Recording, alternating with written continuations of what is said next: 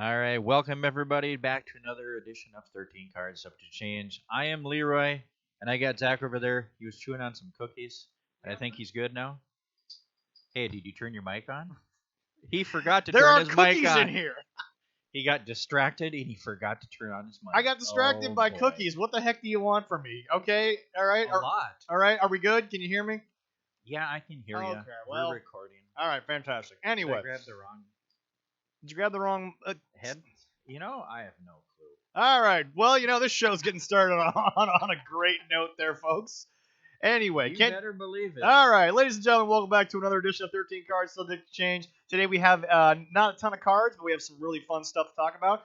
Tonight is TLC, one of the big pay-per-views of the year, and we have some pretty good matches coming up here. It'll be interesting to see what our thoughts are on that. We have some thoughts on some upcoming news that's been dropped by Ric Flair. We're also going to talk about the Slammies that are coming up, and we're going to review Raw and SmackDown, which I was unfortunately not able to see a ton of this week, but I'm sure Leroy did his best, and he'll be able to fill us all in. We'll be able to talk about the lead up to one of the bigger pay-per-views of the year.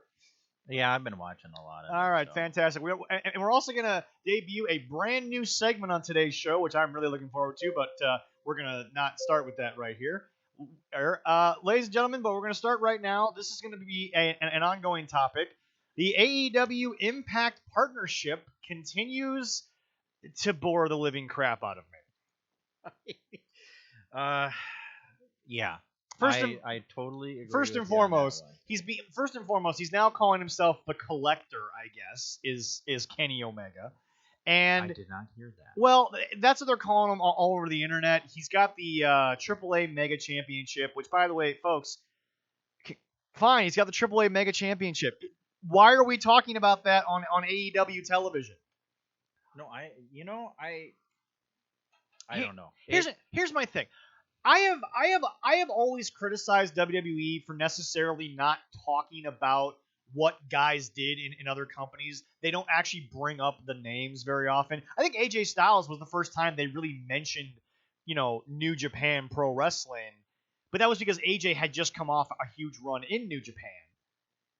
I believe so, yeah. Yeah. Well, not to mention that when AJ came in, everybody was like, "Oh my God, what are they gonna? Well, are they gonna call him Jay Styles now? Is it just gonna be J.A. Stylicious or whatever?" It's like, guys, AJ Styles is an established talent. They're not gonna bring him in. And look, guys come into WWE if they have a big enough establishment of their name, they're not gonna change the name. CM Punk wasn't changed. Samoa Joe wasn't changed. AJ Styles wasn't changed. Bobby Roode wasn't changed. I mean, a lot of these guys, if they establish themselves enough, they're not going to come in and get their names changed. So I really don't necessarily know what people thought about that. But anyway, no, it's like I've always criticized WWE for not necessarily naming other smaller promotions. But have I necessarily, ever hated the fact that they've never really talked about other places? Look, here's the deal. The wrestling business is still a competition as much as you want it all to, exist in and of itself. So you're sitting there and you're saying to yourself, okay, WWE doesn't mention a guy wrestling in Pro Wrestling Guerrilla. Fine, I don't care. If you want to say he had an indie career, that's fine. I don't actually care. But I mean, look, if you're AEW, you're new. First of all, you're not even close to the reputation that AAA has in the wrestling community. Number one. I mean, I can't stress enough. AAA is the biggest promotion in Mexico. I mean, you've had great people down. I mean, wasn't Jeff Jarrett like the mega champion down there for a short period of time? I think he had it on Impact for a while. I think so. Yeah, they've done stuff back and forth and stuff like that. Yeah, no, well, and AAA was also loaning guys to Lucha Underground for a while. They had a sort of working partnership there, and but yeah, well, actually, Lucha Underground, kayfabe was created at Triple Mania when Dario Cueto came out and basically said during Triple Mania, I'm going to create a new, wrestling promotion in America. And by the way, I liked Lucha Underground. I didn't hate it. I kind of miss it, but it was one of those things where it's like there was really never a major financial backer, and I don't think AAA was willing to have their talent used in something that didn't have their... See, everyone always gets on Vince like, I don't want my talent to go get used somewhere else because they might get hurt. AAA wasn't about... I mean, AAA friggin' took Pentagon Jr.'s name back For God's sakes. Yeah, they did. Yeah, I mean, I did enjoy Lucha Underground for the stories and different things that But they I did all the understand time, why so. AAA didn't necessarily want to be the guys in charge and the guys funding it and the guys saying, hey, we're going to put the money up for this promotion that's not really making the amount of money that we are. I mean, I get that. It's not a big deal. It happens. But anyway, back to this partnership. AEW is saying, oh, Kenny's this champ, that champ, Kenny's on Impact. First of all, I've looked at the numbers. We did the number last week. What was it, like 37 or 47,000 were added to a Twitch stream Yeah. of Impact because of Kenny? Here's the deal. Kenny, you're not the reason why Impact has done ratings great the last couple of weeks. That's been Sting. There's no doubt about it. Don't sit here and try to tell me it's you. It's Sting. Sting's the reason why the ratings have been so good. Those have been some of the highest rated segments. It's also Sting. It's also the Spot Monkey crowd not realizing that they're hypocrites in the sense of, why is WWE bringing back Goldberg? Why is AEW bringing back Sting? And he's older, and he can't do shit. We're not sitting here saying that we didn't love Surfer Sting, Crow Sting, all that wonderful stuff when he was healthy. But Sting has spinal stenosis. He basically broke his freaking neck, declined to have surgery, even said in an interview that I read that he said, I'm fine, I can move around, I can do a little bit of working out type of deal, but he's not going to be in ring shape. No, he definitely is. And God forbid if he gets in there and he gets hurt again, Yeah. he might be paralyzed. We'll get to that. We'll get to that in a second here. But the thing is that back to this partnership, Kenny, you're not moving the needle the way that you portray on television. You're not. I'm sorry. It's not what people think. Don Canellis is not a bad manager. He's one of the better ones they have in AEW, but that's not saying much because sadly, some of the managers who we'll talk about here in a little bit, they're not being used properly. That's why they've been sucking air since the moment they walked in. I totally agree with that. But anyway, folks, this partnership, who has it really helped? I don't think anybody. Impact has not thrown talent on Dynamite. It's been the same 4 storylines on Dynamite. Inner Circle with whatever the hell they're doing. You've got the World Champion thing with Kenny and Don, but like I said, that's not adding viewers. It's not. Don't tell me that it is. I ain't doing shit. Number 3, you've got Taz and whatever he and his guys are doing. And then somehow you've got Orange Cassidy and the Best Friends because you have to have, Tony Khan's favorite wrestler, Orange Cassidy, out there for 5 minutes just to celebrate the fact that Orange Cassidy finally has a job. And yes, Darren Corbin has reached out. Eddie has told us that, I know you guys aren't the biggest fans of Mr. Cassidy. We'll have him on the we'll have him on the show here to discuss that. But I think we all know how I feel about just the overall. Well, and again, was I not getting a little bit complimentary of Orange Cassidy during the Chris Jericho thing? And then I just wanted to see more from him after Chris Jericho, and then it just went back to the same bullshit. Yeah. Did that not happen? Yes, you did say that. I actually was complimented too, and I was thinking, hey, maybe he'll rebound and be different. Nope, he went back to his same. And it wasn't even that. And look, here's the deal. I'm not asking for him to come out and all of a sudden have a real name. I'm not asking him to come out and drop the gimmick that finally got him on TV. I'm just saying, can I get something different than the play kicks? Can I get something different than the dude who just Superman punches everybody out of nowhere? People hated when. By the way, another comparison to WWE. People hated when Roman would knock 4.5 guys out and half guys because some of them were very small when he did it. Yes. But it's like people were pissed off that Roman would do 4.5 punches. 4 punches landed. One of them obviously just maybe got stopped or whatever. You get the idea. But It's like people were mad that he was doing that during a match, and I'm looking at myself like, that's half of Orange Cassidy's offense. Yeah, is the Superman punch. He doesn't have much, and yeah, I've seen it a couple times when he was FDR. Like, boom, the punch. I'm like, oh, okay. It's like, do something more. Yeah, I mean, but see, what's crazy is that's his big impactful comeback and move is the Superman punch. That's what it is. I can't name anything else that he gets that's a comeback. No, not really. And it's pointing towards that most likely he's going to have a run with Miro. Which look. What I have no idea. We'll talk about. Why. Hold on. Save the name. All right. We'll get to that in a second. But anyway, no, folks. Look, here's the deal. And yes, unlike some of you, I have sat back and I have done my research and I have watched and I've checked clips and I've done all this stuff. And Yeah, by the me way, too. what's really sad is I watched the clips and those are supposed to be the highlights. Those are supposed to be the edited moments where the guys look the best. And it's as flat as watching the normal show. First of all, people like Cornette who worked there, who helped build it, he won't watch Impact. Not because of the relationship that they destroyed. Remember, his relationship with Vince didn't exactly end that swimmingly either, but he still watches WWE. Oh yeah. But folks, I'm sitting here and I'm saying to myself, I'm not getting what I wanted out of this. Everyone was sitting there like, look at the dream matches. Okay, you got the old school Bullet Club together to be at, what was it, Hard to Kill is the next pay-per-view that the Bullet Club's going to be at. Yeah, and Impact's new one. Yeah, I'm pretty sure it's like it's Hard to Kill. But I'm sitting there, Something like that. yeah, but I'm sitting there, I'm like, so let me get this straight. I get the resurgence of the Bullet Club, but it's not Finn with the Good Brothers, it's Kenny with the Good Brothers. It's not the Bullet Club in front of a Japanese crowd, which they were always very respected and highly loved at. It's you guys are on Twitch, you're on Access TV, you're going to be on Impact.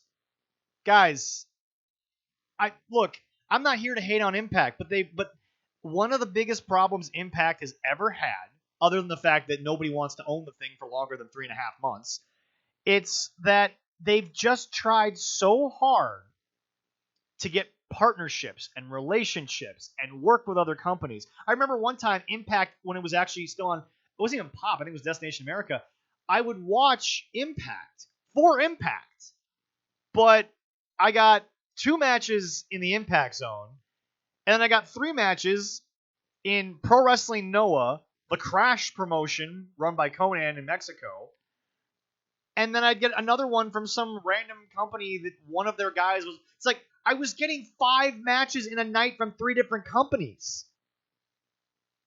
And I'm looking at myself like, look, I love Pro Wrestling Noah. I got nothing against those guys. But you should not be giving me live Noah matches while they're happening on your airwaves. That's just Noah getting free publicity.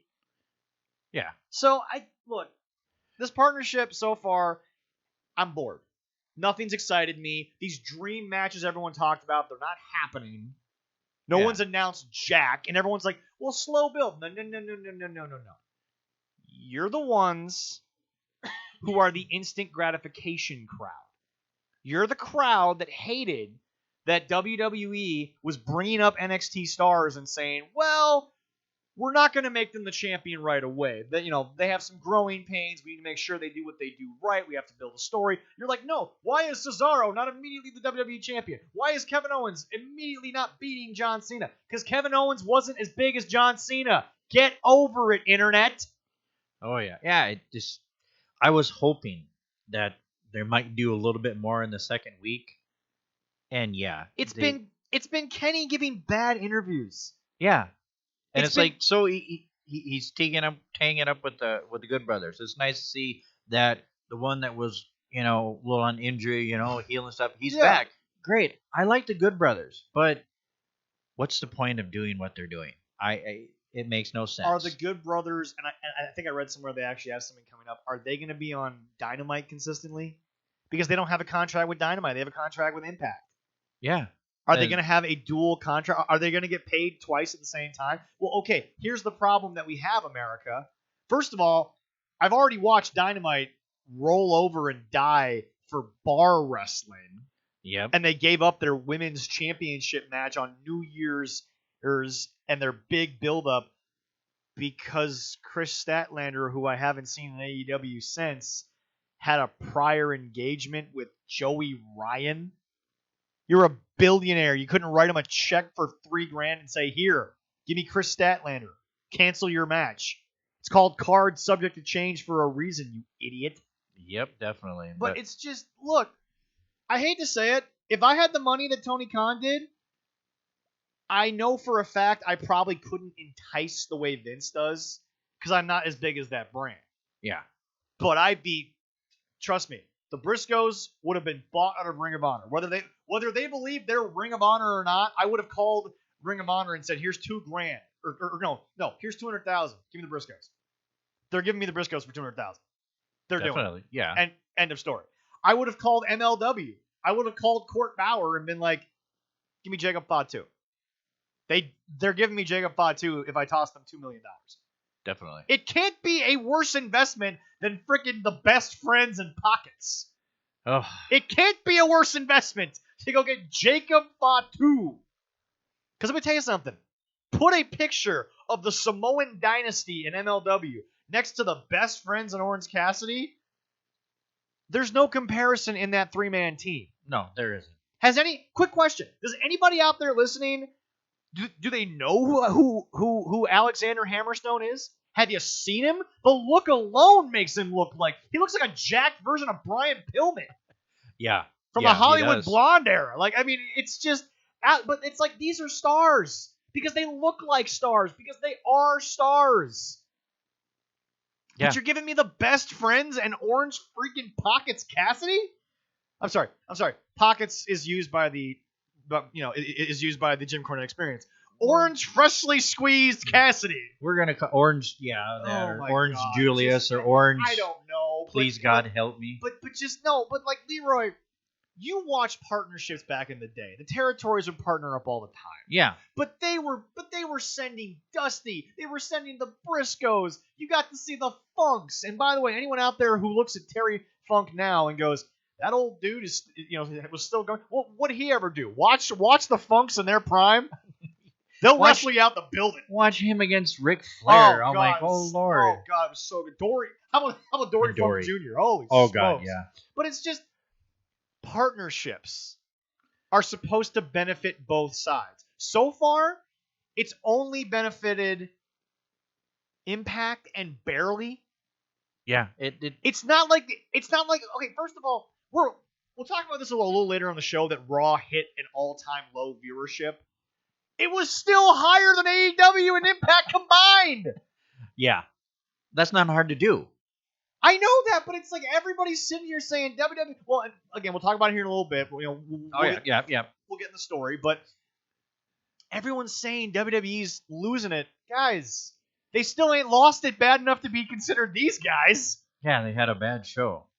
It happens. Okay. Yeah. You can't. This isn't the Attitude Era. We can't go a million miles an hour anymore.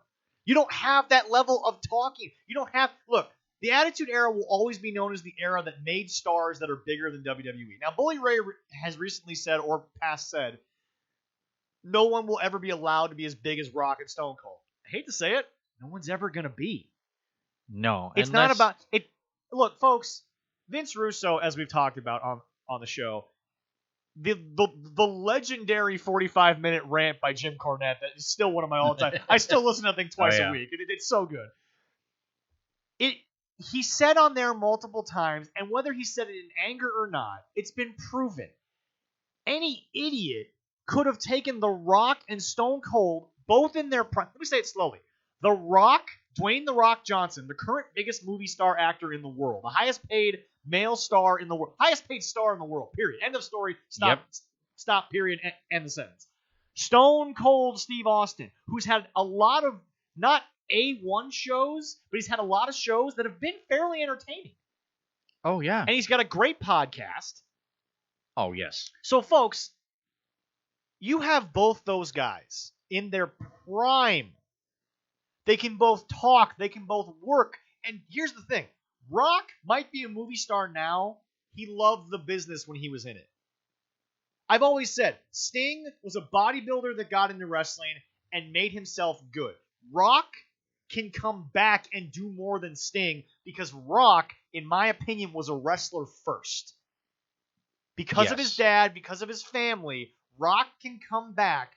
Rock can teach. Rock can talk about the mentality in the ring. Rock can manage. Yes, I don't think Sting can do that because that was never Sting. Remember, Sting's biggest house ever, the most money he ever drew, was after he didn't do anything for a year but just sit in the rafters.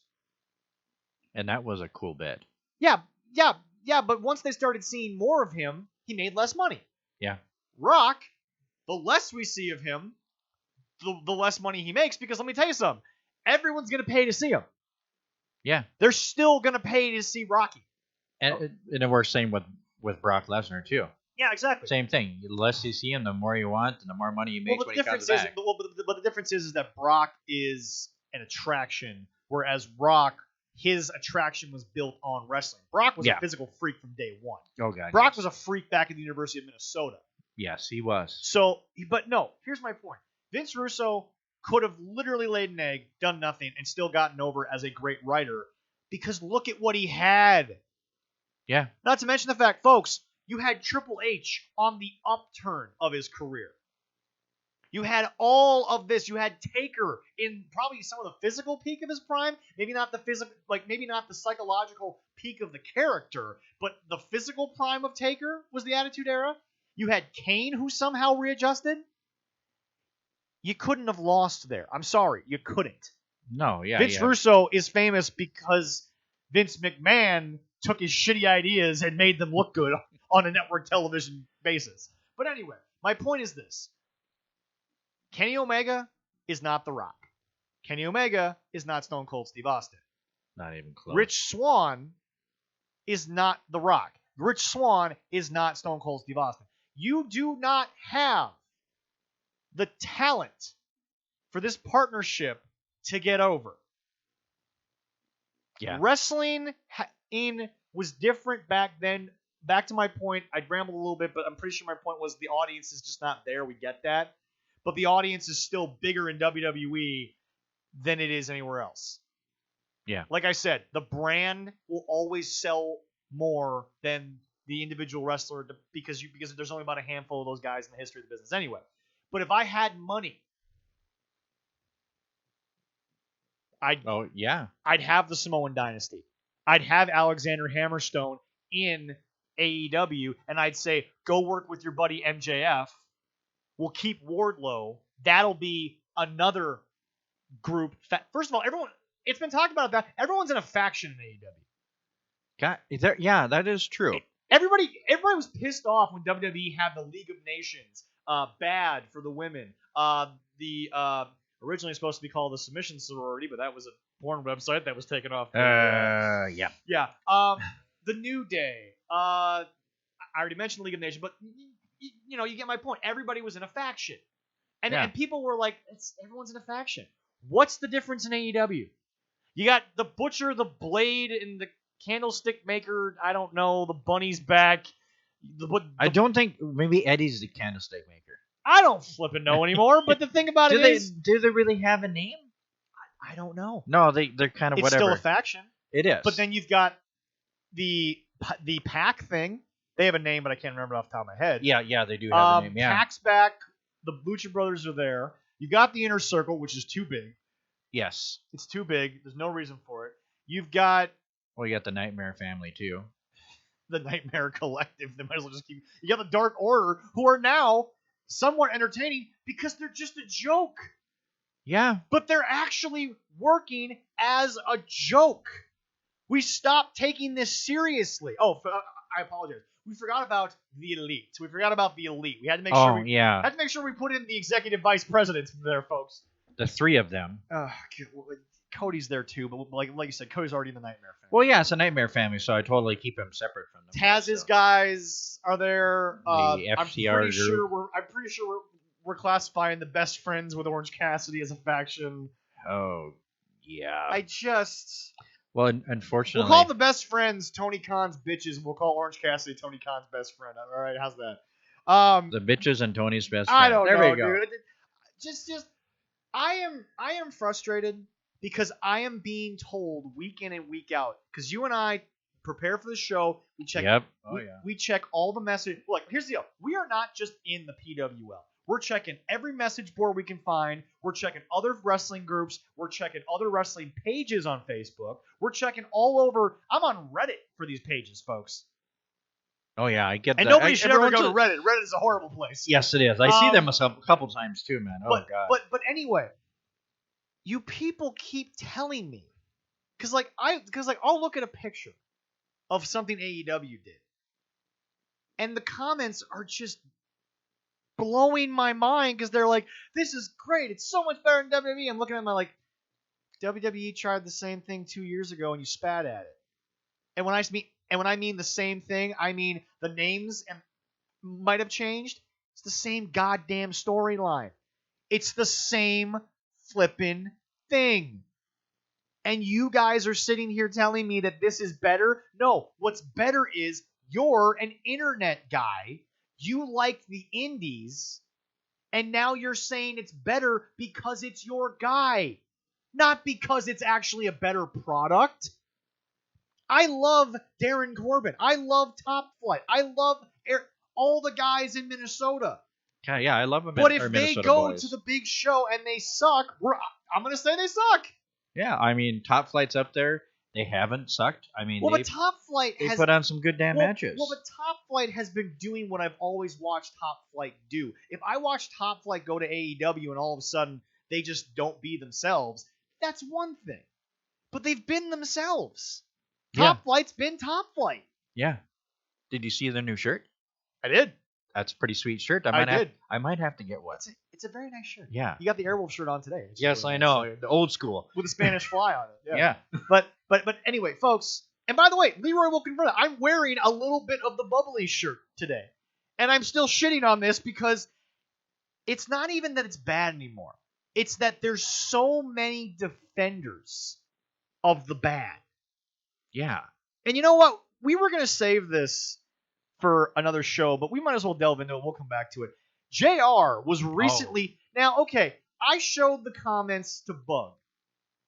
Thomas Bug, who we had on the show a couple weeks ago. Yeah. He smells an angle. Here's the deal. I don't. Even if they make an angle out of it, it's clear to me that JR and everybody who works there has been trying to say this for the longest time. Nobody wants to listen. And by the way, Brandon Cutler tweets out later, watch a huge 7-on-7 match where we all, he basically re-quoted what JR had to say. He basically said stuff like, watch us all do pre-done stunts and gymnastics. Dude, it's what you're doing. Yeah. Not to mention the fact you just spat in the face of the greatest announcer of all time. Hey. I love me some Gorilla Monsoon. I loved Bobby Heenan. But what JR does better than those two. I'm sorry, that's my personal opinion. The greatest announcer, not only alive, but possibly ever in this business. And you don't think he's got something to teach you? He did. And You don't think he knows a little bit? He was the head of talent relations in WWE. Now, yeah, okay, it wasn't the best JR did, but again, try working with a lot of those guys and tell me that you're going to have the best talent relations situation. There was some rough egos when JR was the talent relations guy. It was what it was. But Brandon, and not to mention that Dax from FTR even tweeted out, imagine not listening to the greats who built this sport and allowed you to make a living. And Darby Allin even agreed with it. Oh, yeah. I did. I saw that. And, there was somebody did not put their name up and made a comment to go against JR. I don't think it's a work. It's nothing. No. It's his honest opinion because that's JR, and it's a god-awful truth. I hate to say it. Vince used the same methods that the territories used. He just did it for the times, for the era. Yeah. Everyone's like, well, Jim Cornette explains how it should have been done. Well, maybe that's not how it works. No, it's how wrestling got over for years. Also, again, Jim hasn't sat there and said, we got to do it just like the Briscoes and Stiff and this and that. He's just literally spoken words like, have the babyface fight from underneath, not be competitive with the person who's 4 times bigger than him. Mm-hmm. It's that simple. Simple logic. Fight from underneath. But the problem is that, look, wrestling is supposed to be a parody of real life. Every wrestling fan gets that by now. We're not, people on the street are like, it's fake. Yes, we know it's fake. It's the F word. We don't use it. It's predetermined, but we know the in-ring action is real. You can't fake. Remember the slap heard around the world? Oh, God, yes.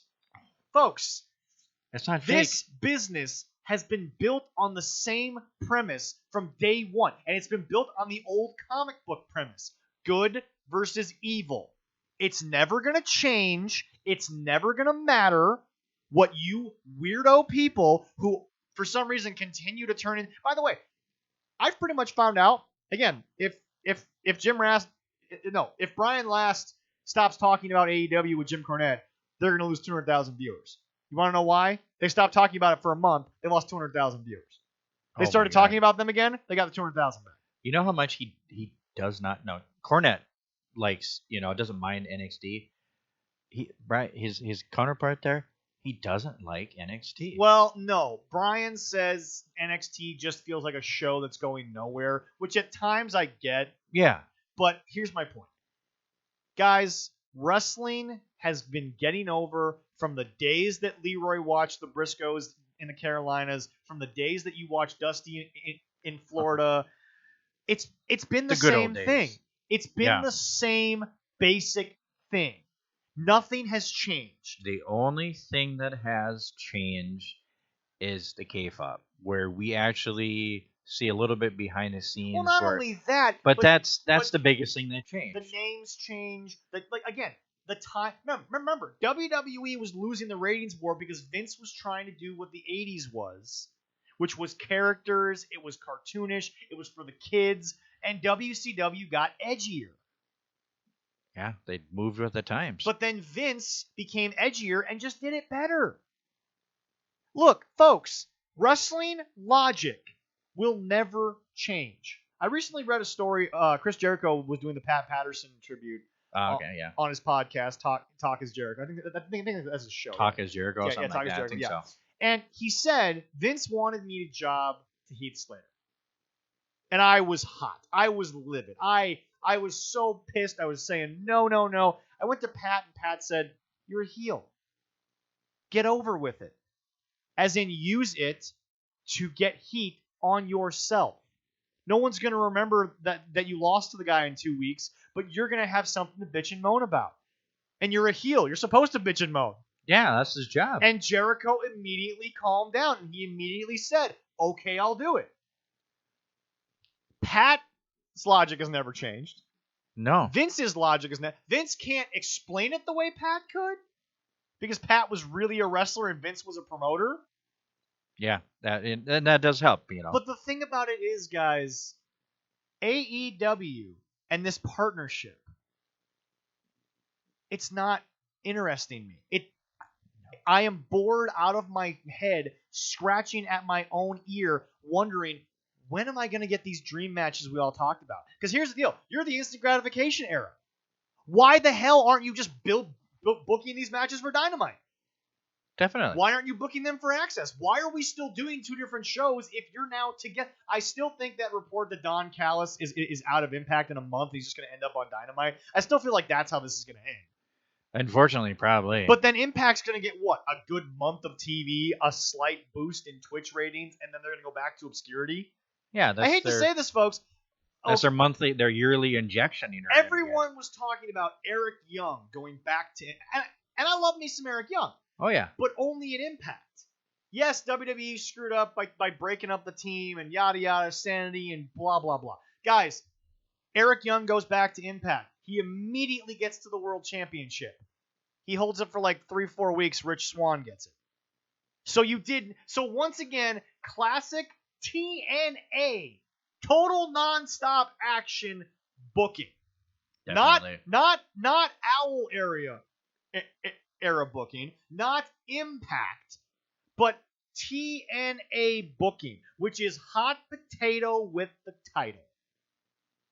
Yeah. And I don't remember if Russo was there when they were playing hot potato with the title.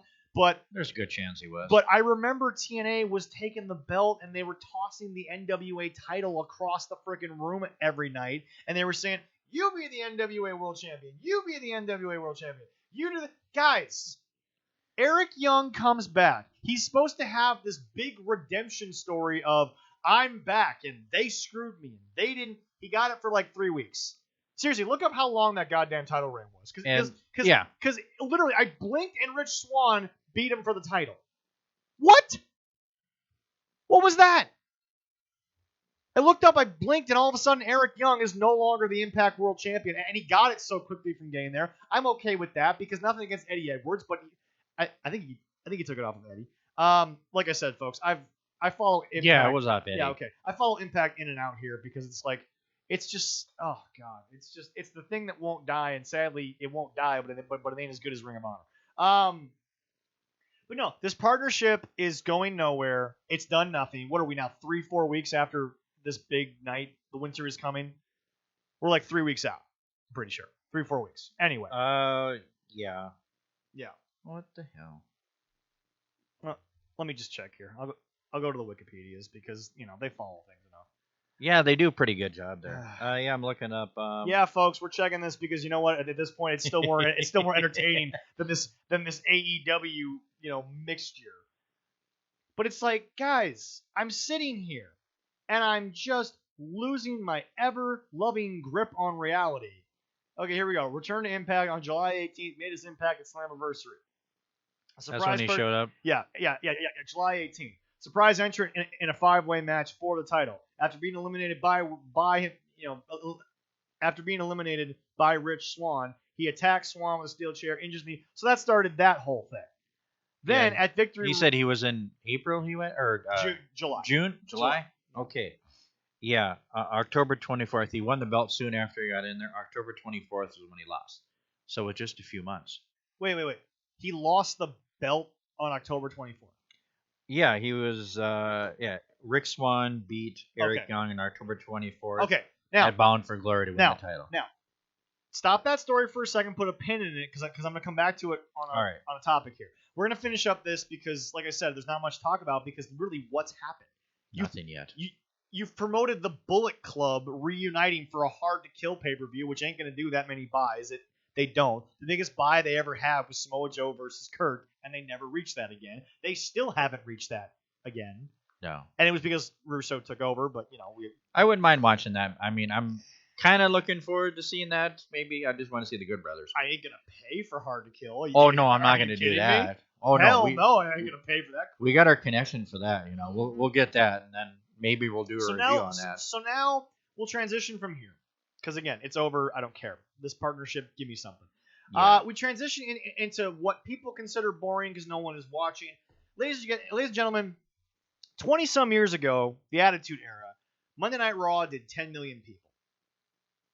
Yeah. This past Monday, they had... this past Monday. Yes. They had the lowest rated Raw of all time. USA is reportedly saying they need more adult content, they need to get edgier, yada yada. First of all, here's the thing. Now that they're being told to go for it by USA, if it is reportedly true, I say go for it. I've always said on the show, I don't think that the less edgy content has always been Vince. I think it's been the culture. I think it's been the Karen mother who sits at home, watches her children watch this, calls up the FCC and says, why is my child watching this? And the FCC can't just reply back with, well, why are you letting your kid watch it? Do you not have control over the remote? Leroy, in your house, do your kids watch things that they're not supposed to? No, I watch that when they go to bed. They watch wrestling with me, and I monitor everything they watch with wrestling. But here's what's funny. Yeah. But here's what's funny. You make it sound like it's so easy to stop what your kids are viewing. Yeah. Wait, it actually is. Click. Do something else. Yeah.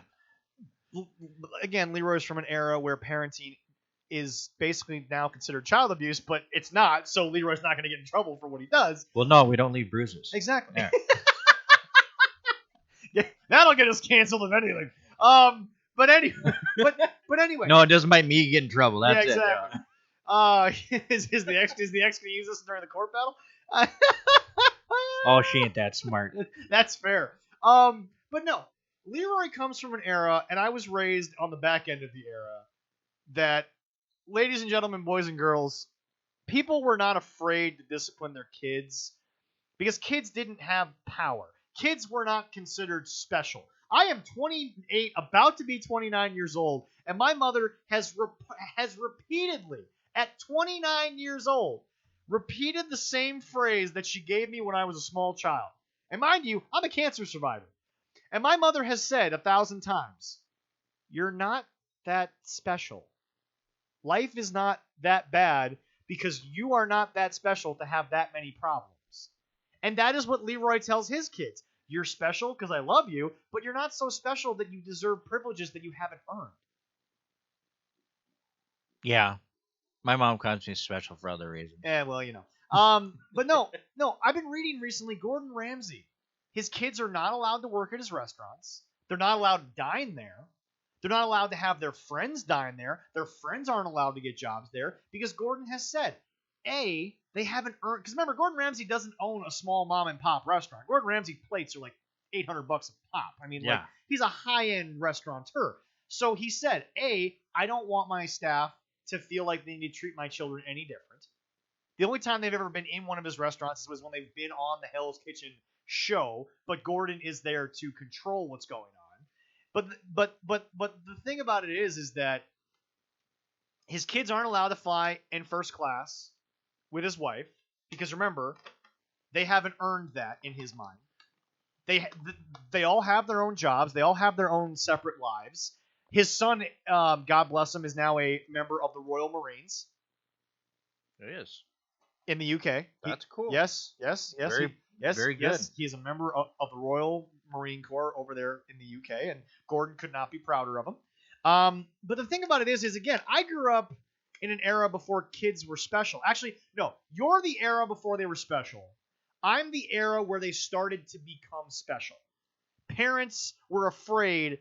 Like, okay, when my brother mouthed off, my dad dialed the phone for a, not an at-risk, but like for a delinquent kid's home type place up here in the area. My dad dialed that phone when my brother was really. Yeah. Yeah, I got my ass kicked. Yeah, well, different era.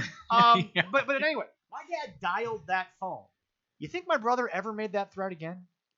No. Hey, my dad threatened me because it was close to that when I was getting older. It's like, we report people for child abuse. Yeah. My dad looked at me. Child abuse? I'll show you some child abuse. Right? Yeah. And I'm going, crap. Well, but you don't hate your dad for it because again, I respected my father. But here's the deal. Your dad was never actually abusive.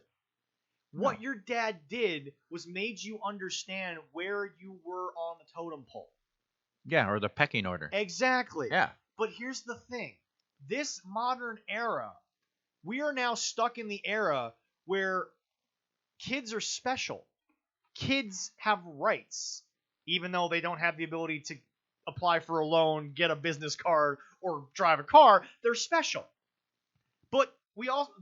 So we have parents who can't look at their kids and say, change the channel. So again, going back to my point, Vince, in my opinion, was never really at fault fully because he is under the banner of USA. They were a family network. They had content that but see, the difference now is all of those great shows that USA Network was running, all their great original shows. White Collar was a good show. I really enjoyed that. Yeah, that was a good show. Those shows aren't around anymore. USA is reruns. They're reality shows. And the problem is that no one's watching that as much anymore. Love Ms. and Mrs. because I think Miz is just a goof and he's fun. But, yes, he is. But Ms. and Mrs. is not holding up USA. Raw is holding up USA. NXT is holding up USA. USA, I think, finally gets that. Because Mark said it when he was on the show. They're holding up USA. Is WWE. Yeah, they definitely are. USA says we want edgier content because they want Raw and NXT to be better because they need them to keep them afloat. It's a different. The paradigm has shifted essentially. Well, maybe they're honestly looking at what Fox is doing with SmackDown. Oh yeah. And they're going, whoa, they're doing that. Because as far as we need to do the same. Because back to the politically correct era. I feel like if the politically correct Karens of the world were really watching closely and actually, because I'm gonna just be honest here. What I find funny is we've gone through a very tumultuous time here in America the last couple of years, especially with issues involving the black community. We all know that. Oh, yeah. We've highlighted it 1,000 times. I've seen certain white people get angry about fringe racist things more than African. Willie, we've talked to Willie off camera 1,000 times that, he's had things happen where he's like, that's not racist, but somebody gets angry because they're white. and they get angry because they say you're being racist, and in reality, they're not. Trust me, when it's racist, you'll know. And I'm not speaking, I mean, you and I are both white guys. We're not speaking on we know racism. I'm just saying that we've had conversations with our African American friends where it's like, yeah, sometimes the white people get more angry than we do. So, Yeah. okay. Well, we know the true definition of what So racism that's is. So anyway, that's my point. So you have imagine if some of those people were watching SmackDown and Roman Reigns was calling himself the tribal chief, and someone's like, "That's not good. You can't say that on TV." First of all, the whole family's Samoan. They have their own tribe dating back to their heritage, to their dynasty. So they don't care. They're okay with it. And I'm pretty sure the Inoue family would not be allowing the word tribal chief to be used if it weren't okay. Yeah, So definitely. So I feel like SmackDown is a lot edgier because of stuff like Roman Reigns being the tribal chief. But the problem is, and you and I live in a town area, Duluth, that recently the mayor was like, let's get rid of the word chief. Like no longer can we say you're the chief of police because chief is this and that. And they decided not to do it because the average person was like, wait, why do we care? Why is this a big deal? Nobody actually gives a rat's hairy patoot. And all of a sudden it was shot down. No one's talked about it since. Shows you the leadership we have from the people that run Duluth and the Duluth area. But Well, that's a different show. I'm glad I live in Superior. Yeah, holy crap. Anyway, don't even get me started on the idiots that run Duluth, Minnesota. Anyway, here's the deal. SmackDown does a little bit edgier things, which is undisputed. I don't know if we're allowed to use that tagline on a wrestling show, but anyway. Well, I think because we're talking about it, we can. Okay, cool. Yeah. But no, there's no dispute. The ratings are, and by the way, this is the thing that bothers me about AEW. We'll talk about this in a little bit. You can argue all you want about opinions. Numbers are numbers. Facts are facts. We've gone over all the numbers on AEW's contract, on AEW's viewership. It doesn't compare to these two. It doesn't. No, it's not even close. It's beyond meaningless, okay? But anyway, the numbers are there. SmackDown does better than Raw. So why not? So now, if USA is asking for Raw to be more edgy, okay, maybe Vince now has the ability. Because here's the deal. Vince has had some bad ideas. Everyone has had bad ideas in wrestling.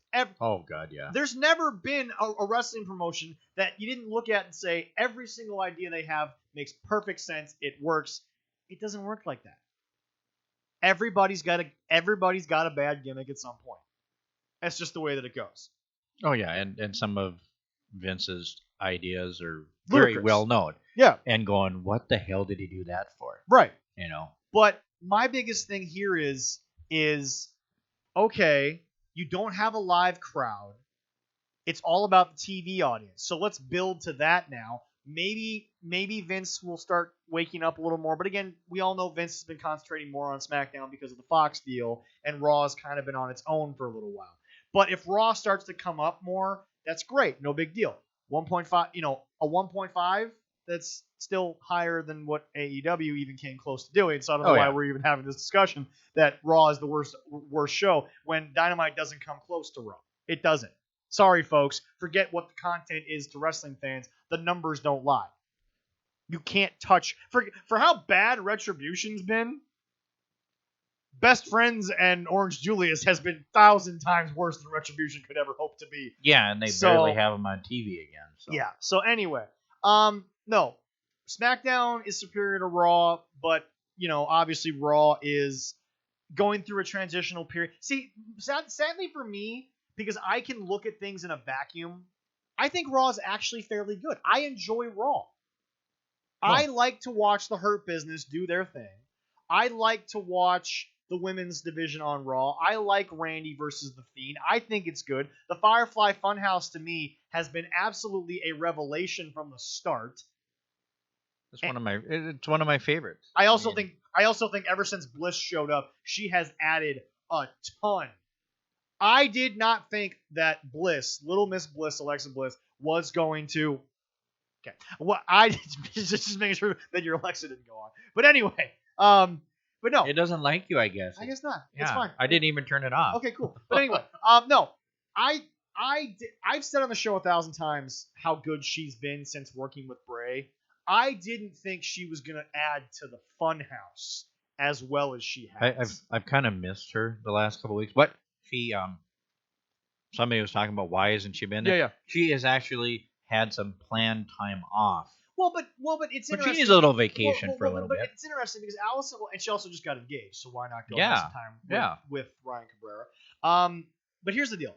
Oh, by the way, on that note, congratulations to Brandy and Cody Rhodes on their lovely child that they will be having here in 2021. And I'm going to throw a little shade here that I hope this leads to Brandy hopefully never being an on-air character on Spot Monkey Wrestling ever again. Well, it's like she's gonna have her rivalry though. Well, that's not gonna happen. Yeah, Pregnant, no. she can't do. Yeah, any no, wrestling, that's out the so. window. And I'm so happy for them. Yeah, no. Dusty He's her looking down. father's looking down and He's looking down, tearing folks. up, going, "My Yep. boy's having a baby." Yep. So No, love it. But anyway, no. But it's interesting because Alice and I were just talking about where she had been, and I said COVID forced WWE to use a lot of different people a lot. And now it's time, I think, now that travel bans are a little less, now that you can get a few more people in there, maybe it's time to give those people who were there the entirety of COVID, the peak of it, I mean. yeah, maybe it's time they finally get some time off. yeah, Maybe- she tweeted or Instagram something Yeah. about that. Yeah. About her getting time off. So. Yeah. So I mean, look, folks. 2020 has been a year to write off, both in wrestling and real life. Oh yeah. Yes, I got engaged during it, but that still doesn't mean the year was that great. I mean, And it's funny you say you got that, and I thought you were already. most people did actually. Yeah, a lot of people did. But anyway, she's off. Fine, whatever. She deserved it. She put in a lot of time during those first few months when there was no crowd. We didn't know how to do the show. Yada yada. I mean, We'll bring her back in January. It'll be great. yeah, exactly. Yeah. I think she'll be here. I think she'll show up tonight and maybe get RKO'd, but we'll talk about that. Possibly, later. So, yeah. But anyway, no, Raw, Hurt Business. They've been doing good, in my opinion. The ratings can say what they want. I don't care. And everyone's like, how can you say you don't care about ratings? No. I don't care what the rating says to my opinion. It's just like Rotten Tomatoes can tell me a movie sucks. Okay. I still might go see it. I'm still going to see it for myself. Yeah. Because Rotten Tomatoes said Cats was good, and Cats was the biggest abortion I'd seen in about 10 years. I'm glad you told me that because I was going to watch it. No, and now I'm not going to watch it. No. I know. No. Stop right there. Do not.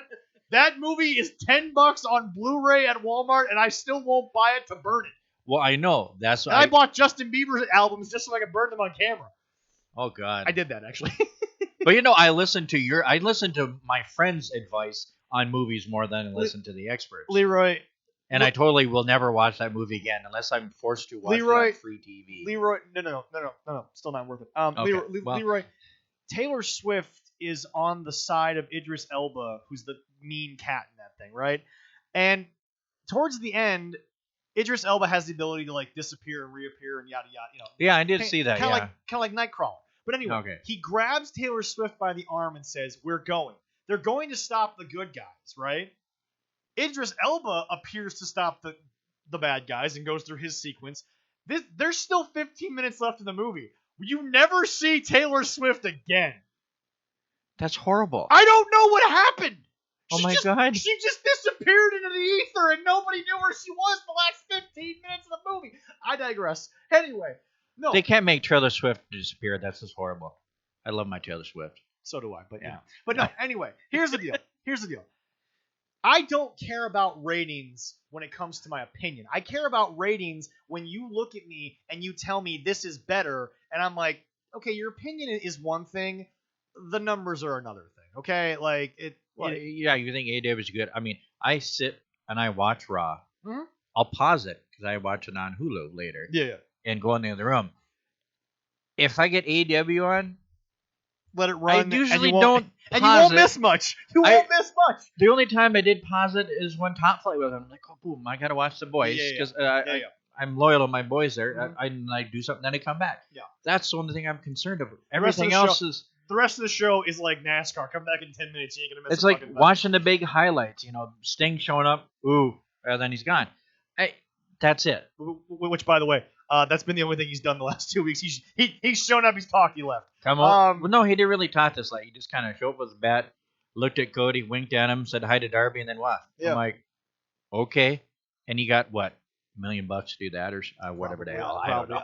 I don't know. I mean, $100,000 to show up. Let me point something out. I don't know if I've said this on the show. I'm pretty sure I had. We saw him at obviously Fortune Bania too. Yes, we've mentioned that a couple times. Well, no. What I'm saying is that according to what Jim Cornette said on his show, to get Sting to do makeup is an extra $5,000. Yeah, they paid a good penny to have him there. That's not even to get Sting as Steve Broden to show up. That's Sting in makeup is $5 extra grand on top of the booking fee. Yeah. So and we never saw him without face paint that day. We did not. But anyway, here's the deal. Raw and SmackDown, I've actually been enjoying the flow of the shows recently. I think they've been good. Roman is continuing to do what Roman should be doing. Did you see Friday? No. Oh, maybe we'll talk about that later, but Lord. Well, no. Go ahead. Oh, just his continuous with Kevin Owens. Yeah. Kevin Owens fight. Here's the deal. He can take a lot of crap. Here's my question. Is Kevin hurt with the leg still? Is it bad from when Jay hit him in the leg? Or I think he's still kind of he's selling it, nursing it. Bit, he's selling it, but it's not 100%. But he went out and he literally, I mean, from the beginning to the show till the end, was getting his ass kicked. Right. And at the end of the show, towards the end of the show, they had him out there. Roman and Jay, they're good pepper pretzels. Were beating the holy hell out of him, throwing put him through like 3 tables, threw ladders at him, hit him with chairs, and buried him in a pile and left him for dead. Okay. They get in the back and they go, "Oh my God, I can't believe it!" And all of a sudden, you see here's Kevin crawling out from underneath, sitting on the table, sitting on a chair, going, "Yeah, Roman, you throw everything at me. I'm gonna do it. I'm gonna go after your title." Once again, he's doing great. Once again, we're gonna do our predictions a little later on the show, but I think we've already established we know Roman's gonna win. But again, Kevin Owens pretty much being a constant professional, knowing that he's gonna lose, but he's still selling his ass off. Yes, he said, "I'm gonna take that title from you or die trying." Yeah.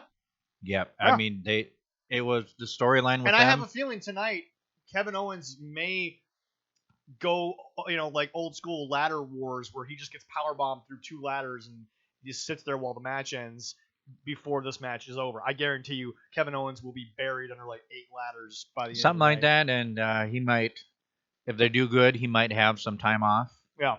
To get through, and then what's the next feud? But yeah, they've been doing a great job, and I do agree with you. I mean, I watched both shows. I love both shows, and NXT. How long are you gonna be? Yeah, this is improv stuff. Anyway, so we've got the Roman thing. Yeah.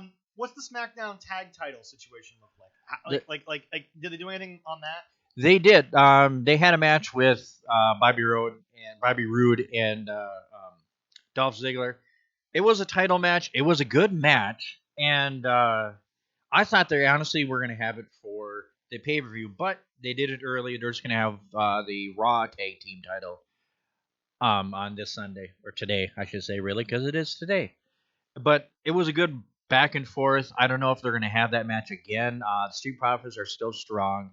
They're doing good, and I don't know. It could be the next for like the Royal Rumble, or they're going to have somebody new come in to try to get the titles. But Dolph Ziggler, I don't know. He's a good whiner, and he does that, and he's really good at doing that. So they may come back, but definitely maybe it'll be a match, a dark match at the beginning of the pay-per-view, because they haven't really mentioned any dark match pay-per-views, matches for the pay-per-view before, the pre-show, the pre-show, Yeah. But they haven't said anything that, so I'm thinking they're not going to have the Raw tag on tonight. I mean, the SmackDown tag on tonight, because they did it on Friday already. Well, look, I am one of the firm believers that I don't think the title has to be on the line every single pay-per-view. Well, they have the women's tag on there, and they have the Ross tag. So I'm really bummed the women's tag is turning out the way that it did. I know I wasn't talking to you. I was really sad that they took out Lana. Yeah. It's like, God, but who? Was Lana actually hurt? Is that an actual she's hurt thing? That's what I'm not sure. I was trying to find that out, and then they said he was hurt, and they didn't say any yes or no. Because here's the deal: if everyone's like, "Oh, they pulled her because they were punishing her for Rusev and Miro," I'm like, guys, Miro's been on AEW, Dynamite now for almost 2-3 months. Lana was built phenomenally, and then out of nowhere she's out. I don't think they would waste time building her just to take her off at the peak moment. And if everybody thought there was, and then Vince is looking at how he's doing over there in AEW, and he's probably going, yeah, he's getting punched enough. And we'll just go through that. You think Vince is looking at what Miro's doing and be like, oh yeah, he's doing so much better than he was as Rusev. Mm-hmm. But it's the tease of who they're gonna have team up with Asuka. And we'll wait until I don't know. Prediction for that. I've heard a couple rumors, and I'm like, okay, yeah, we'll see. Yeah, yeah, it'll be a good ratings boost. Oh yeah, for whoever they pick. Yeah, it'll be good. So over on the Raw side, how's that world title picture previewed? Are we good for tonight? You think? For tonight, I think AJ. You just want the single titles or the tag? The singles. The singles. Yeah, the singles. Yeah, no. Drew and AJ. Yeah. I think they'll put on a great show. Yeah. Okay. I did see a few things involving the Firefly Funhouse coming to Raw, not this past week, but obviously 2 weeks ago. They had the field trip. That was funny. Oh God! It's like I said, folks. If you're not enjoying the sarcastic puppets, you're cynical. I'm sorry. Okay. You're the sarcastic puppets playing with Matt Riddle. Did you see that? I have seen that. That's great. Can I also point something out though? We have America has loved the Muppets for so long that when they appear on the Today Show, when they appear on Raw, everyone just treats them like they're real. Yeah. They're puppets. But they're so good. Jim Henson they are did real. Such a great, that's my point. For me, it's my that's youth, my point. man. Jim Henson. It was Jim Henson. Yeah. Yes, Jim it was Henson. Jim Henson. He did such a great job that they have become a part of American culture. Why can't this be a very similar thing within the realm of Raw? I don't understand why we can't just. It's like, oh, they're just stupid puppets. Why can't you look at Ramblin' Rabbit and be like, dude, you're in a very abusive relationship with half the people in that funhouse. You might want to think about moving, bro. Yeah, you think so, dude? Especially for that wife and kids you got. Oh God. Oh my God. But anyway, I'm surprised my kids haven't asked me for those for Christmas. Oh God. I don't think they're not available to have. Why are they not available on WWE.com? Can you imagine just getting a Firefly Funhouse big set for like a grand? It's got all the puppets in and everything. That'd be so much fun. Anyway, so I'd have to fight when the kids was going to play with it. Yeah, right. Exactly. So anyway, we're actually going to take our reviews of Raw and SmackDown. Now let's jump right into tonight. We have TLC. There's 6 matches that have been announced. That is the confirmed final lineup. All 6 is what I got here. Yeah. Okay, we're going to start with the tag team match for the Raw tag team titles. Who you got? It is obviously the New Day versus the Hurt Business. I think the Hurt Business finally gets it because this is the biggest Hurt pay-per-view of the year. It's the most extreme pay-per-view. I think the Hurt Business finds a way to really pull out tonight. I do agree. I think the Hurt Business, I think it would be great for them as a group. They got the U.S. champ and they got the tag champs. And can we talk about how great however long they hold them, whatever. But can we talk about how great the Hurt Business has been? Oh yeah. I mean, first of all, okay, they didn't give Bobby the world title. Fine. They gave it to Drew. That was the guy they wanted to go to. First of all, I still think it was a great idea because Drew's been hot from the moment he got it. Oh yes, he has. Nothing against Bobby, but I think Bobby was gone for too long. Look, not that Bobby isn't a world champion material on physical stature alone, but if you look at the physical stature of Bobby Lashley, Drew has the talk that Bobby doesn't. So I hate to say this, take away Take away black versus white. Yeah. Blank resume, two guys, 6'4 plus, 6'5, physical, absolute monsters. But one of them can talk. Sorry, that's going to be that guy over the other guy all the time. Now put back in the fact that the guy that can talk is white, the guy that can't is black, and maybe you have a bit of an issue there with people like, oh, white over black. No, guys, Bobby's just not always been the best talker. That's why MVP is there. That's why MVP is doing the things that he's doing. Now, I think it's going to be Hurt Business. I think Hurt Business has been great. They are funny in their own way. They're serious when they need to be. They're all amazing athletes. We all know Cedric Alexander can go. MVP definitely can talk a lot more now than I think he used to be able to. Well, first of all, he could always talk, but definitely not as physical, but can talk. And Bobby and Shelton together, they've been freaks since then. People forget Shelton Benjamin's damn near 50. Shelton Benjamin's up there in the 40s. Yeah, he is. Yeah. Shelton Benjamin is like 4. Here, hang on a sec. I'm gonna look that up. You go ahead. Okay, I'll look it up. Your thoughts on the Hurt Business since they came out? Oh, I wasn't sure about him, but then how they teamed up. I mean, it's great. As somebody put up, it's like you got the mouth of MVP, you got the muscle of Shelton's 45. 45. He's my age. He's my age. Yeah. But Bobby's a muscle. Yeah. We got the technician. Yeah, but Bobby looks like he's still chiseled on his stone, and you look like Flubber from the Robin Williams movie. I love good food. But yes, you do. Shelton Benjamin, he's always been a great technical wrestler with his amateur wrestling background. And then Cedric Alexander. He's a high flyer. He can move. It's a wonderful combination of great athletes. Yeah. I mean, plain and simple. Yeah. I mean, MP, he can talk. He can still do wrestling. Not as good as the other three. But he can still do it. But again, he's not supposed to be as physical because he's supposed to be the business manager. Yeah. So his job is to still be like, yeah, I can fight, but then he brings in the heavies. Yeah, he's the mouthpiece. What every group needs a mouthpiece. Oh, yeah. And they got him for it, and they've been doing great. Also, I think they are a different, upgraded, modern version of the Nation of Domination. It's different. They're a little more of a business as opposed to being a nation. Well, so the comparison. They evolved. Well, yeah. Okay. So I mean, yes, you can compare them because it's a black group and a black group, but the Nation was in the Attitude Era where. And Stone Cold made a living off of this. Not the Nation, but I'll get to my point. Stone Cold made a living off of, I'm not part of the business. I hate the business, a la Vince. Mm-hmm.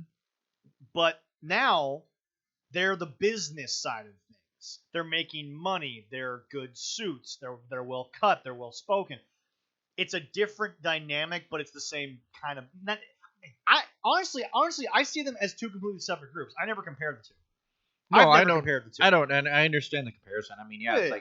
it's the way the Nation was then. It's like in the way they're, Yeah. the Hurt Business. It's like, well, it's kind of the Nation evolved into something more and something better to what it is, and it matches with the time. Yeah, exactly. So I love it. So anyway, neither one of us have New Day. That's a wash there. However, I will say this: it's the New Day. It's going to be a good match. I love New Day. My kids love New Day. Mm-hmm. Next up, Sasha Banks defends against Carmella.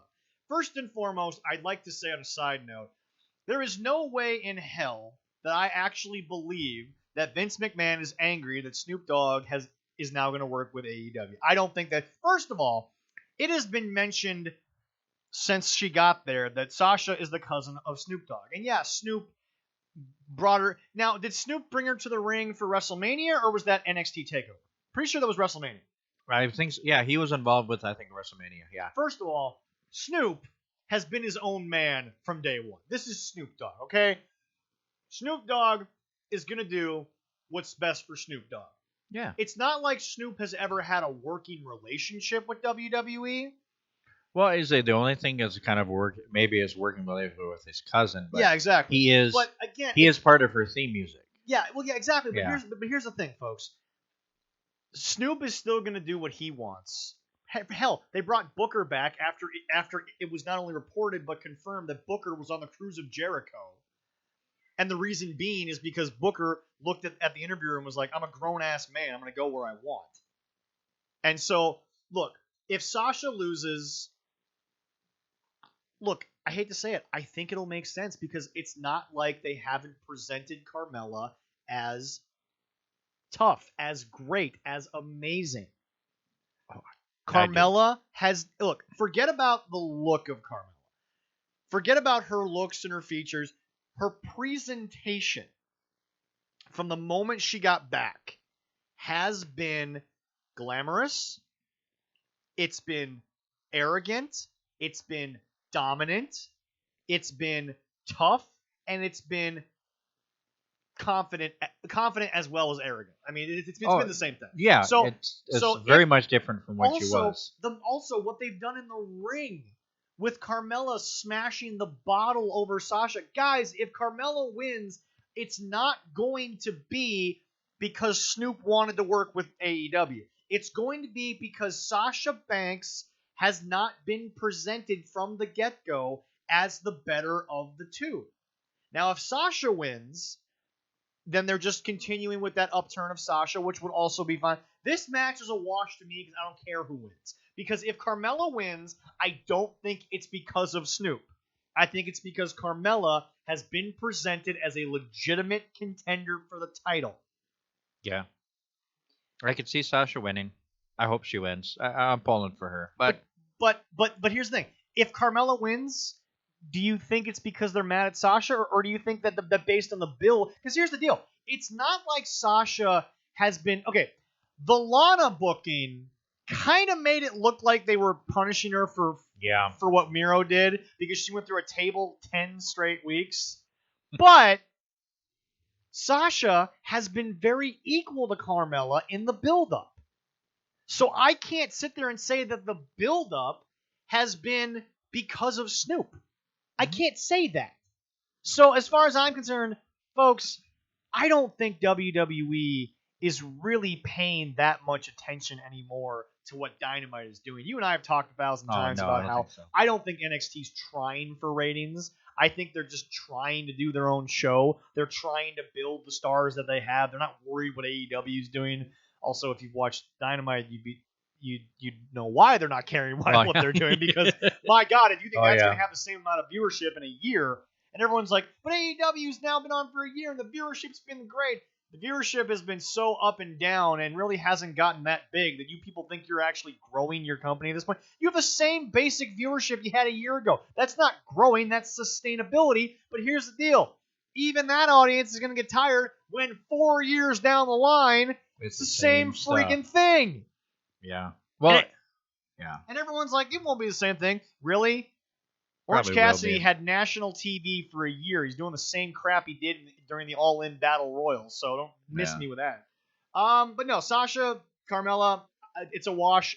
If Sasha still wins, that means they're going to continue to have her grow. If Carmella wins, they've clearly told me a story that makes sense to Carmella having the crown jewel of SmackDown be around her shoulder. I'm sorry, that's just how I feel. And most likely they probably would have a title match between the two of them. Again, next month. Yeah. Nia Jax and Shayna Baszler defend against Asuka, and to be announced. Is it Charlotte? We'll just that is the rumor that Charlotte. I could see that maybe, but I don't know who else would it be. I can't think of it. I think if it's Dana Brooke, it's a letdown. No offense to Dana, but she was building something with Mandy Rose. If it is Mandy Rose, I think Mandy's got more to bring to the table. Well, maybe. The only other person that I would put out there, and I don't know if it would be doing it now or whatever, it would be Ronda Rousey. It was the only other one I would think of. Ronda's a solo act, though. No. Oh, I understand that. Ronda, again, let's go back to build. Her entire WWE career was built off of her UFC career. She's always been a solo act. It's always been about Rowdy Ronda Rousey. So I don't think it would make sense, especially if Ronda's going to come back and feud with Becky when Becky obviously gets in. And by the way, folks, for everyone out there who's saying that Vince called Becky shortly after the baby was born and said, "Hey, we need you back in the ring," no. Okay, it's not like that. Becky has to go through the maternal thing. You've obviously been there while multiple kids were raised. Mhm. There are certain moments that a business can want you back, but the mom has to go through certain physical things with the kid. She has to go through certain emotional things with the kid. The dad has to do things. There's a lot to having a kid that I'm not saying I know personally, but I mean, you can speak to this more than I can. Oh, definitely. I mean, I took time off work both times the last month, and I took like 2 weeks off, Yeah.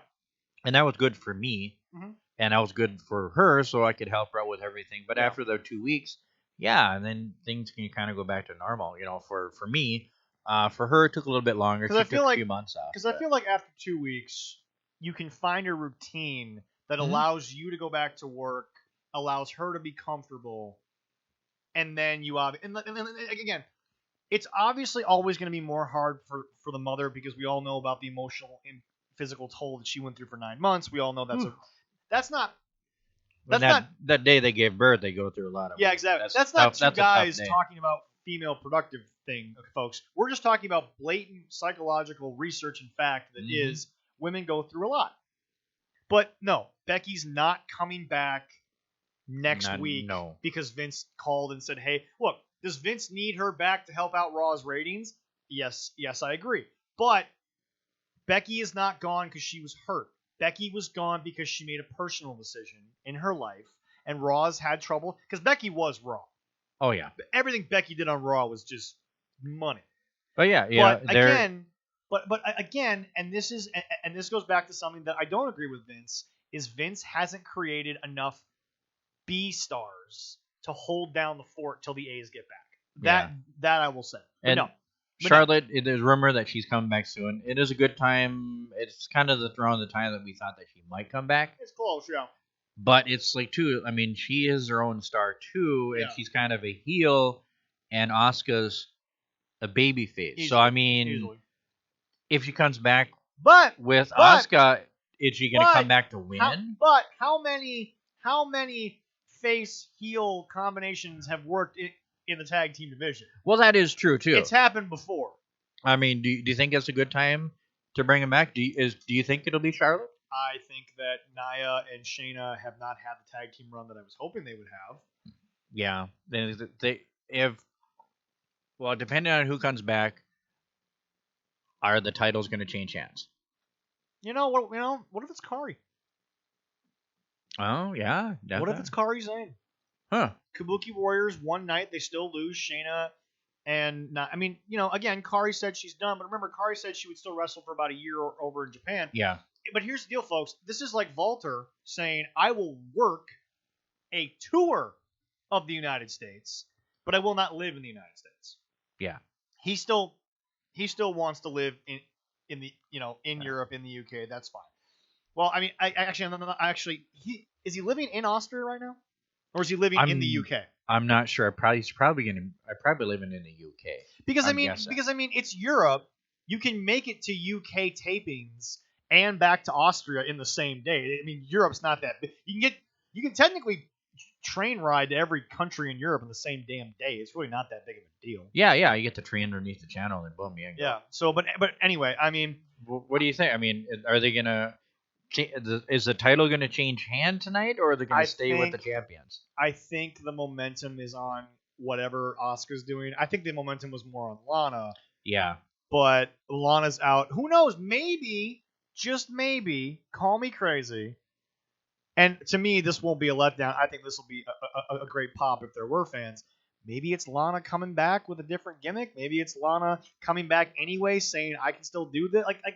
I don't know. Maybe. Yeah. I don't know. We'll see. That'd be fun. All right, we'll see. But yeah, no. Here's the deal. I've got Asuka and whoever.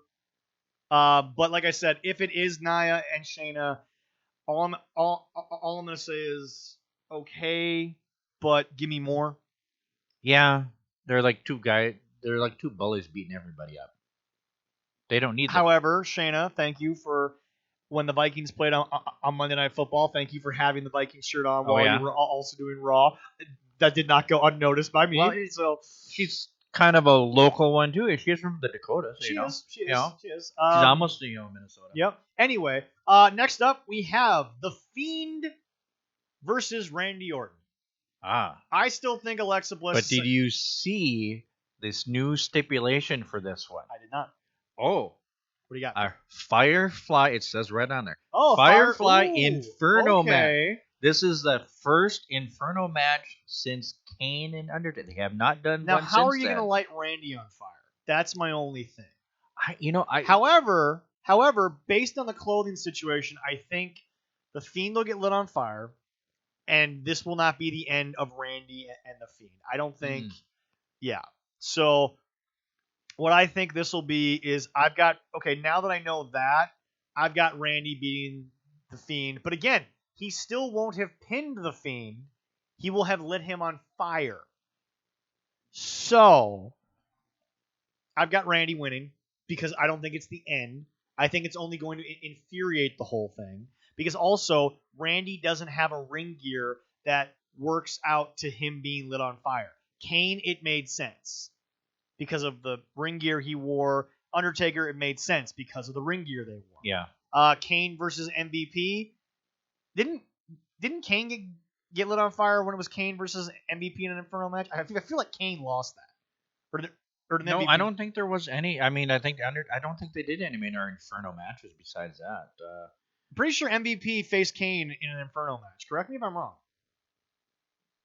Well, I don't know. We'll find out. This is quickly, trying to. This is Google. Oh yeah. Oh yep. Nope. Top search. Kane versus MVP Inferno match. Oh, there wasn't. I thought Armageddon 2006. How many Inferno matches have there been? I think only about 3 or 4. Yeah. No, that's all I've got. Let's see here. I just typed out Inferno matches in results. Vladimir Kozlov defeated Scotty 2 Hottie. Blah blah blah. No. Okay, no. Sorry. Kane beat MVP. Kane lit MVP on fire. So we have that. So anyway, no, I've got. They've done a few of them. Yeah. But again, Leroy, MVP wore the singlet in the ring, not the Not what he's wearing now. Not yes. No. Not the Kurt Angle singlet with the straps. He wore the full body thing. Yeah, I see it. They have a picture of it with him and Kane. Yeah. Kane was in his after the mask was taken off. Yeah, exactly. So okay, but that's why Kane, I don't think was going to be lit on fire unless it was the waist down. But I see the Fiend being lit on fire. I see somehow this not being the end of Randy and the Fiend because I don't think you would end a feud at TLC. I've never known TLC to be a fun unless it was Edge, but Edge did TLC, so that was kind of his thing. Yeah. But anyway, no, I've got Randy based on that stipulation. Do you have the Fiend or do you have Randy? Oh no, I'd take Randy on. I agree with you on that. Randy would win. I mean, the other thing about it is that I still think Alexa Bliss is going to somehow get involved. I don't know how you're going to get her involved with the fire, but I do think she's going to be involved. And here's the thing. I've watched the Fiend be protective of Alexa. Yes. So what I think is going to happen is Randy is going to threaten to light her on fire. The Karens of the world are gonna love that. Oh God, yes. Sweet little Miss Bliss, cute as a button, 5 feet of nothing, is gonna be lit on fire by Randy Orton. I love that right now, folks. But I think he's gonna save her and somehow get lit on fire. Yeah, but the Karens of the world, I'll just realize too, it's like the snap of a finger, and there's like 8 guys with fire extinguishers. Oh no, but no Bliss. You snap a fingers with Bliss and the Fiend, and she's like a raging, crazy woman that will beat the snot out of anybody. Oh yeah. But yeah, that she's a sweet little girl. Mm-hmm. Yeah. But yeah, I'm gonna enjoy that match. It's been a while since I've seen her for a match. Ryan Cabrera, you lucky son of a gun, but don't ever make that girl angry because she will knock your ass out. Now we move on to the title matches. We've already said what we thought about Roman Reigns versus Kevin Owens. Yeah. What I think is going to happen is you're going to see a little bit of the old Kevin Steen from ROH in the sense that Kevin is going to be buried under a mountain of something. Expect Kevin Owens to end this match in between a broken ladder. They highlighted a little bit on Friday, with him being buried with everything possible they could throw in the ring. So it did bring that back, that former one. So anyway, so now to wrap it up quickly, I've got Drew versus AJ. I don't think it's going to be much because obviously they're not done with Drew. Nothing that AJ can't still run it, but I don't think Omos or I don't think he's going to be much right now against AJ. We'll see. But those are my predictions. So we move on from that to TLC. I definitely got Drew. So a couple updates here, folks. Ben Carter. We talked about him a while back on the show as a young talent. He's finally been predicted. Oh, he tweeted he was officially signed. Yes. Now is that to the UK brand? No, I don't know. Is he officially in NXT? If he was officially going to be a WWE superstar. Okay. I have it saved here. Thank God he got that contract instead of the Dynamite contract. God, I just. Yeah. Oh my well, he God. was looking back and forth between AEW and WWE. AEW and that like that. Oh, I thought I had it saved. Wow. Yeah, it's fine. But yeah, no, what it said. We just know he's now officially in WWE. So well, it said he's under the banner. Yeah, that's one thing he wanted to accomplish in life, and Seth Rollins congratulated him because he trained with Seth Rollins and a few other people beforehand. So, but also a couple little housekeeping things here on the show.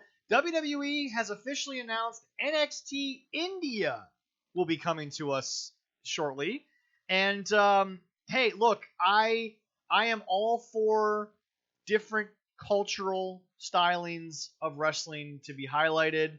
I still think that what's happening on NXT with Xia Li could be saved for NXT China, but obviously I think NXT China is something that is probably not going to be a thing. China, not necessarily no. I do like the storyline. I think it's absolutely phenomenal, but we'll see what ends up happening there. But yeah, no, NXT India probably going to feature Jinder Mahal a little bit there, even though he's actually from Canada. But I do like that you're probably finally going to see Indo Sheer, who no idea where they went on NXT, but hey, they've disappeared in the NXT ether. Oh, I did find it. NXT UK. Okay, so that's where he's going to be. Perfect. Okay, fantastic. Also, for a little more housekeeping, it has been revealed by the Nature Boy Ric Flair, that the WWE was in progress of creating a physical WWE Hall of Fame near the Performance Center in Orlando, Florida.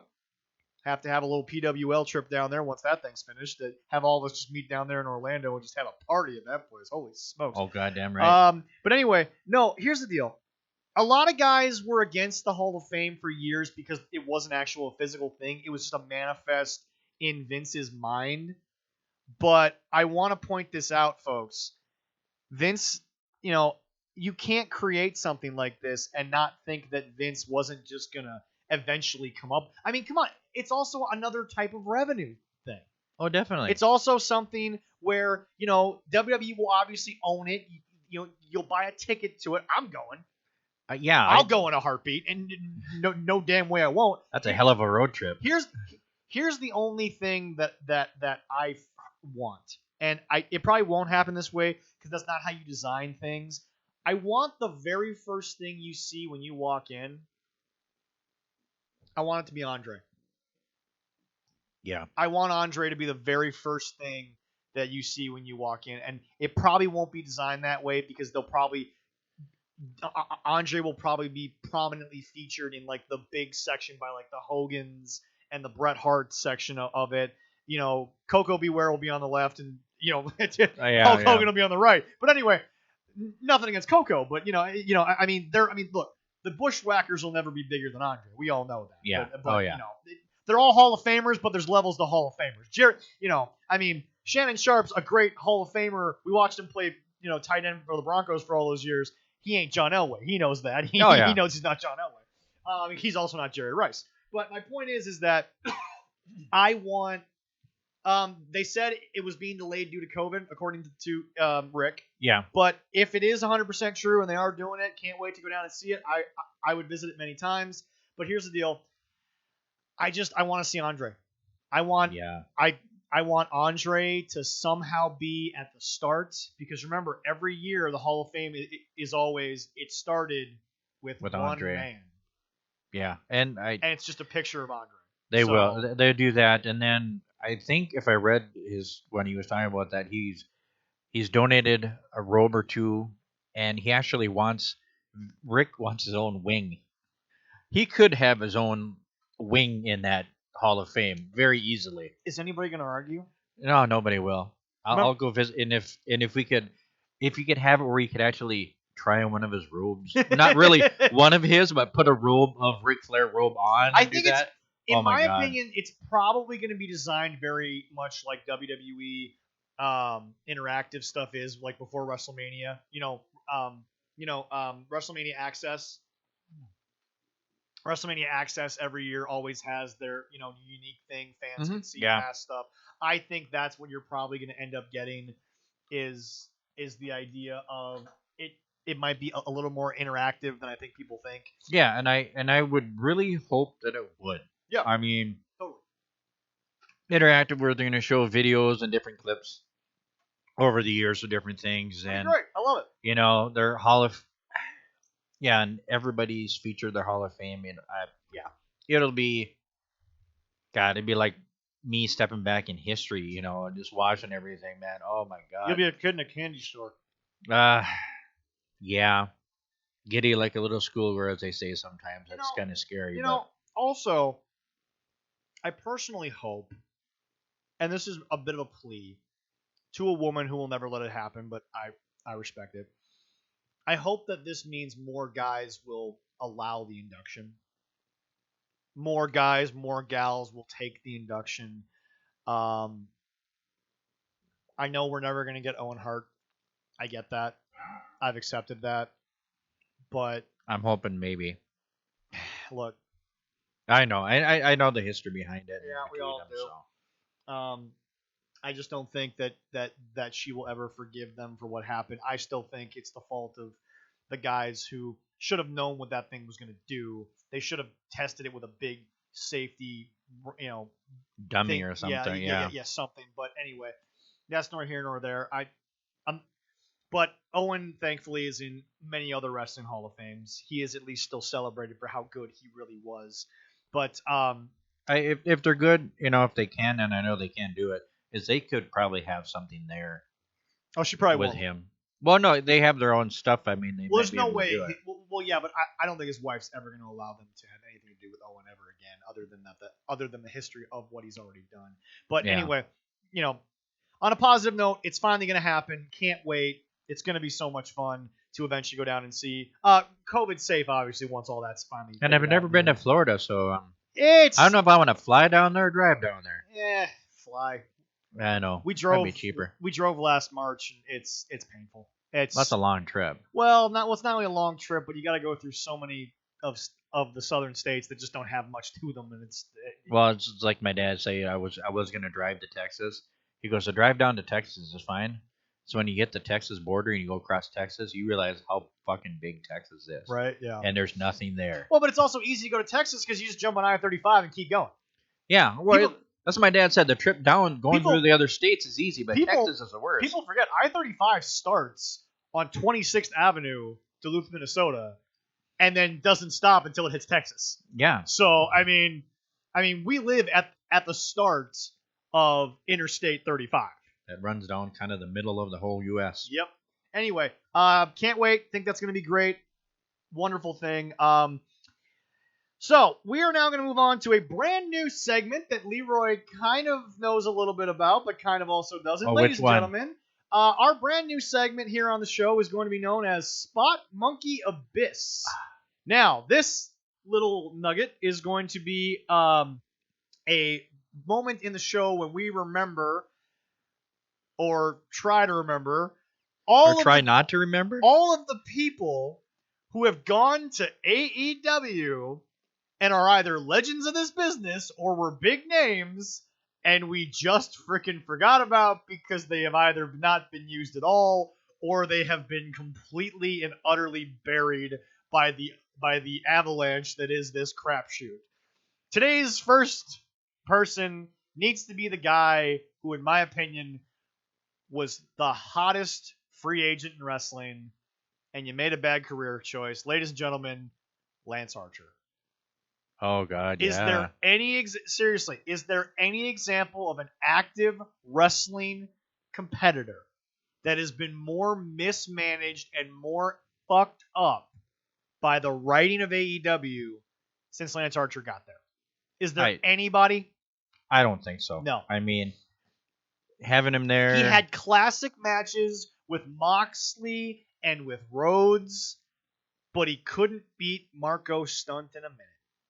And he comes with Jake the Snake They Roberts. gave him Jake the Snake Roberts, one of the greatest promos of all time, and they're barely on the show. Jake is interfering, and Lance is the one getting screwed over by Jake's interference. Yep.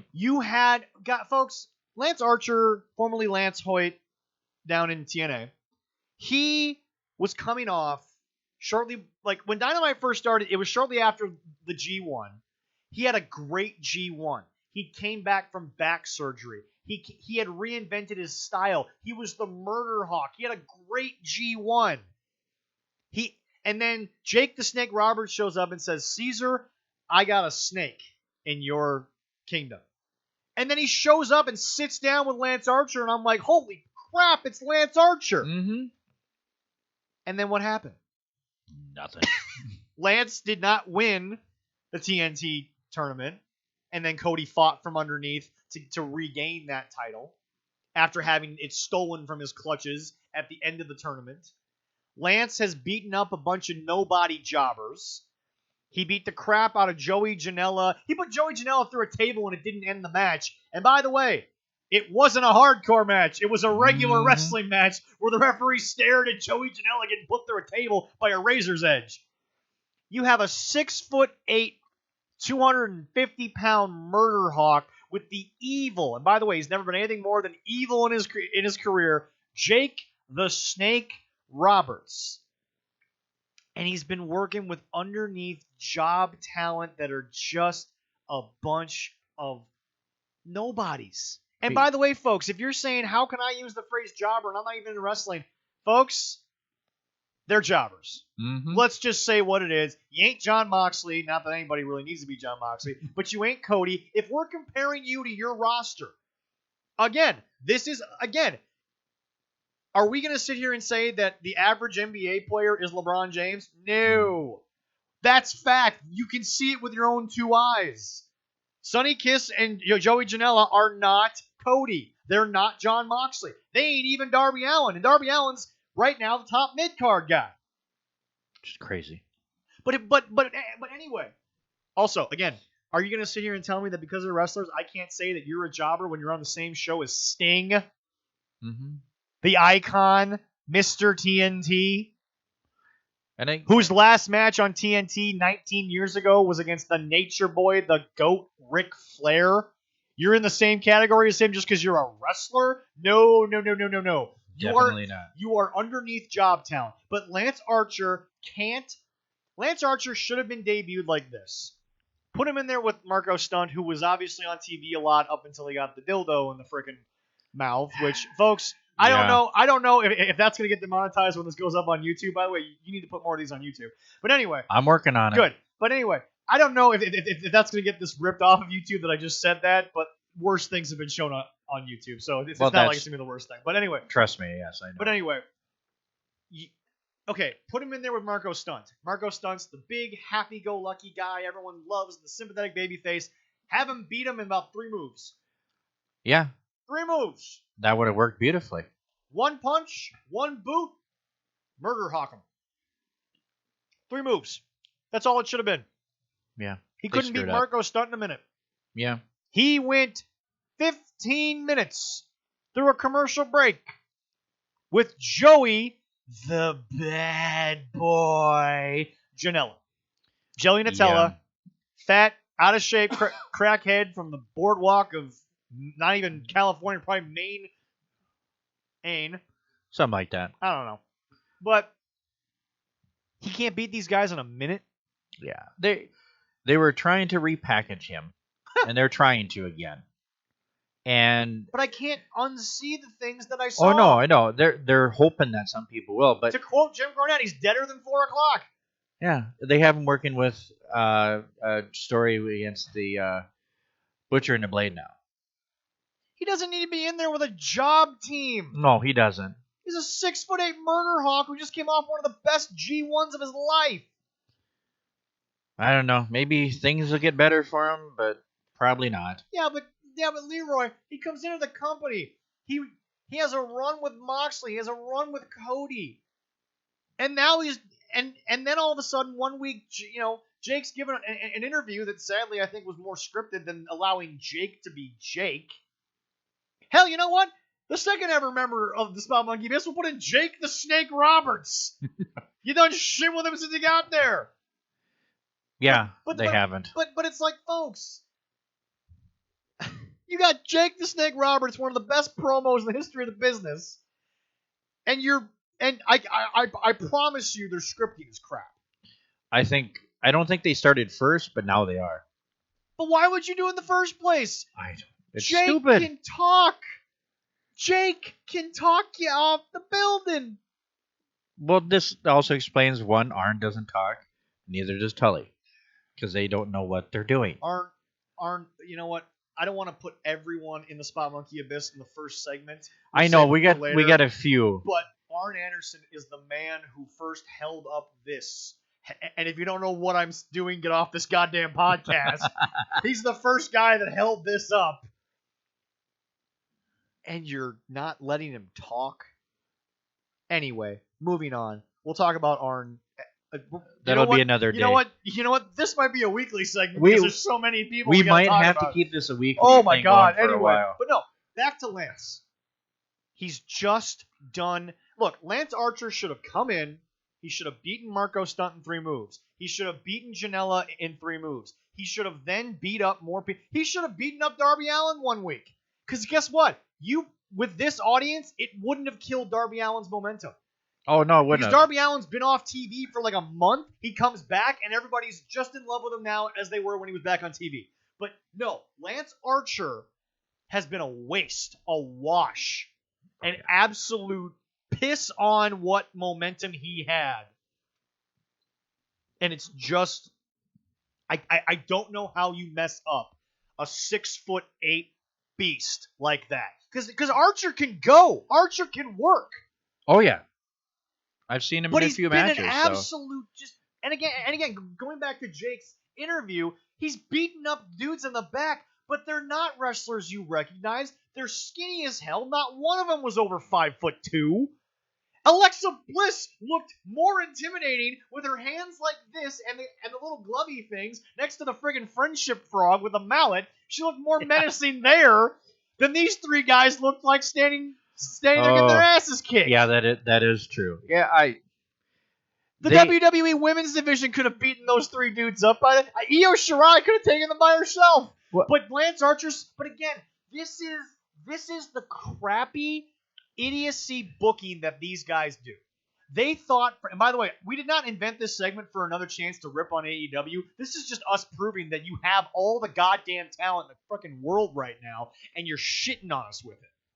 They got to get somebody else in there besides these. The 2 idiots. I'm not going to give Cody. Well, but Cody, he could do. Cody has been concentrating on his own shit, which is fine. Yeah. But he at least understands I can't be associated with this crap. Yeah. He at least gets that. It's like, take care of the other 2, and then things could be better. But again, Leroy, maybe they could bring him back. When you've never booked, and you've just been one of the guys in the locker room, you don't get this. You're not Pat Patterson, okay? Oh, yeah. Here's the deal. Lance Archer should have ran through television guys for about a month, but it should have been no more than 5 minutes. Yes. The biggest house that the Icon Sting ever drew was after a year of doing nothing but walking through the rafters. Occasionally he'd rappel down, he'd beat someone up with a bat, and then he'd be gone. You guys gave me Lance Archer for 10 to 15 minutes, and yeah, he won, but just winning a match doesn't make you over. Just winning a match doesn't put somebody in a better category.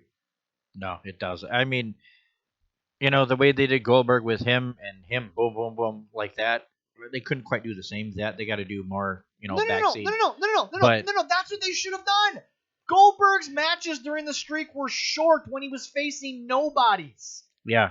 But Lance Archer should have not been on TV for an hour in a total of 3 months. No. 3 months is 12 weeks. Times 2 is 24. That's 24 hours of television, correct? Yeah. That's the math there? Yeah, I believe so. Okay. Yeah. You're telling me that this guy got an hour in like 2 weeks because he went 20 minutes with Joey Janela. And the baby faces were cheating on him. He's the heel.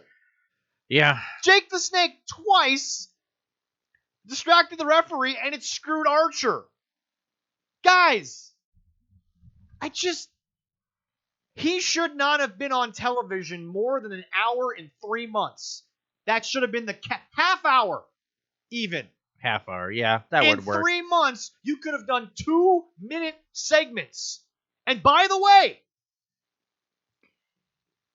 you could have had him on every week, but he doesn't have to have a competitive Make-A-Wish match with Joey Janela. He needs to have a squash with Janela. The next week, Jake needs to have an unscripted moment to push the Murder Hawk. And then we don't see him for 2 more weeks. Yes, anticipation of what he's going to do The next. problem here is the typical booking of the Bucks. Because again, what was the first match with FTR? It was the classic we all wanted. Well, cool. When I'm not paying money, when there isn't a crowd to sell tickets, when there isn't a pay-per-view buy, you just ended it. It's over. Yep. It's done. I don't need to see it again. But with freaking Archer, you bring him in as the Murder Hawk. He destroys your nobodies in no time. Because here's the thing. Everyone's like, wait, so he should have immediately beaten Cody. No. No, that's a build-up time. He should have beaten Janela, Kiss, and Stunt in less than a minute, in less than 6 moves, and then as soon as he won, let his music play, let him stare at the camera, let him grab the rope, stare into the hard camera, and go, everybody dies! And then you go to commercial. Mm-hmm. End of everything. How do you not get this? Because they don't know anything. And it's not like he's going to take up your. But hold on. You gave him 20 minutes with Janela, right? Yeah. But here's the deal. If you give him 2 minutes with Janela, you can still have your 25-minute best friend and Orange Cassidy match. Do we really want that? No, but that's what they were doing for 3 months. Okay, I know. Yeah. You couldn't fit Archer in They for had to 2 minutes on a 2-hour show? Then they have the buddies hug each other for 5 minutes. Yeah. I forgot about that crap but then again, it's so hard to forget because remember, folks, it's the only time that Excalibur seems to actually give a rat's hairy shit is when those two go for the hug and he goes, gotta give the people what they want. We gotta get that soundbite on there. We gotta just give the soundbite of him going, gotta give the people what they want. And we'll just play the fucking shit. I don't care. But it's just, folks. I'll record that on my own. I think I can get away with that one. Oh my god. It's It's so fake up, and it just makes you want to stab him in the freaking mask. But it's just, folks, look. And by the way, if I met these people in real life or had them on the show, I would say this is how I felt, but I'd let them have a response to it. Well, yeah. Everyone is welcome on this show for us to discuss but I'm not going to deny the fact that this is how I feel. No, we can't. It's an honest show. If you want to come on the show and call me an idiot the entire time, no one cares. But I'm still going to say that the booking of Lance Archer has been absolutely not even piss poor, because I could piss a better show than this. Yeah. As my kids can Okay. produce a better show. Okay. So we now know how I would have booked him. Do you have a slightly different way you would have done it? Or would you have done it the same way, but then what would you have done with it?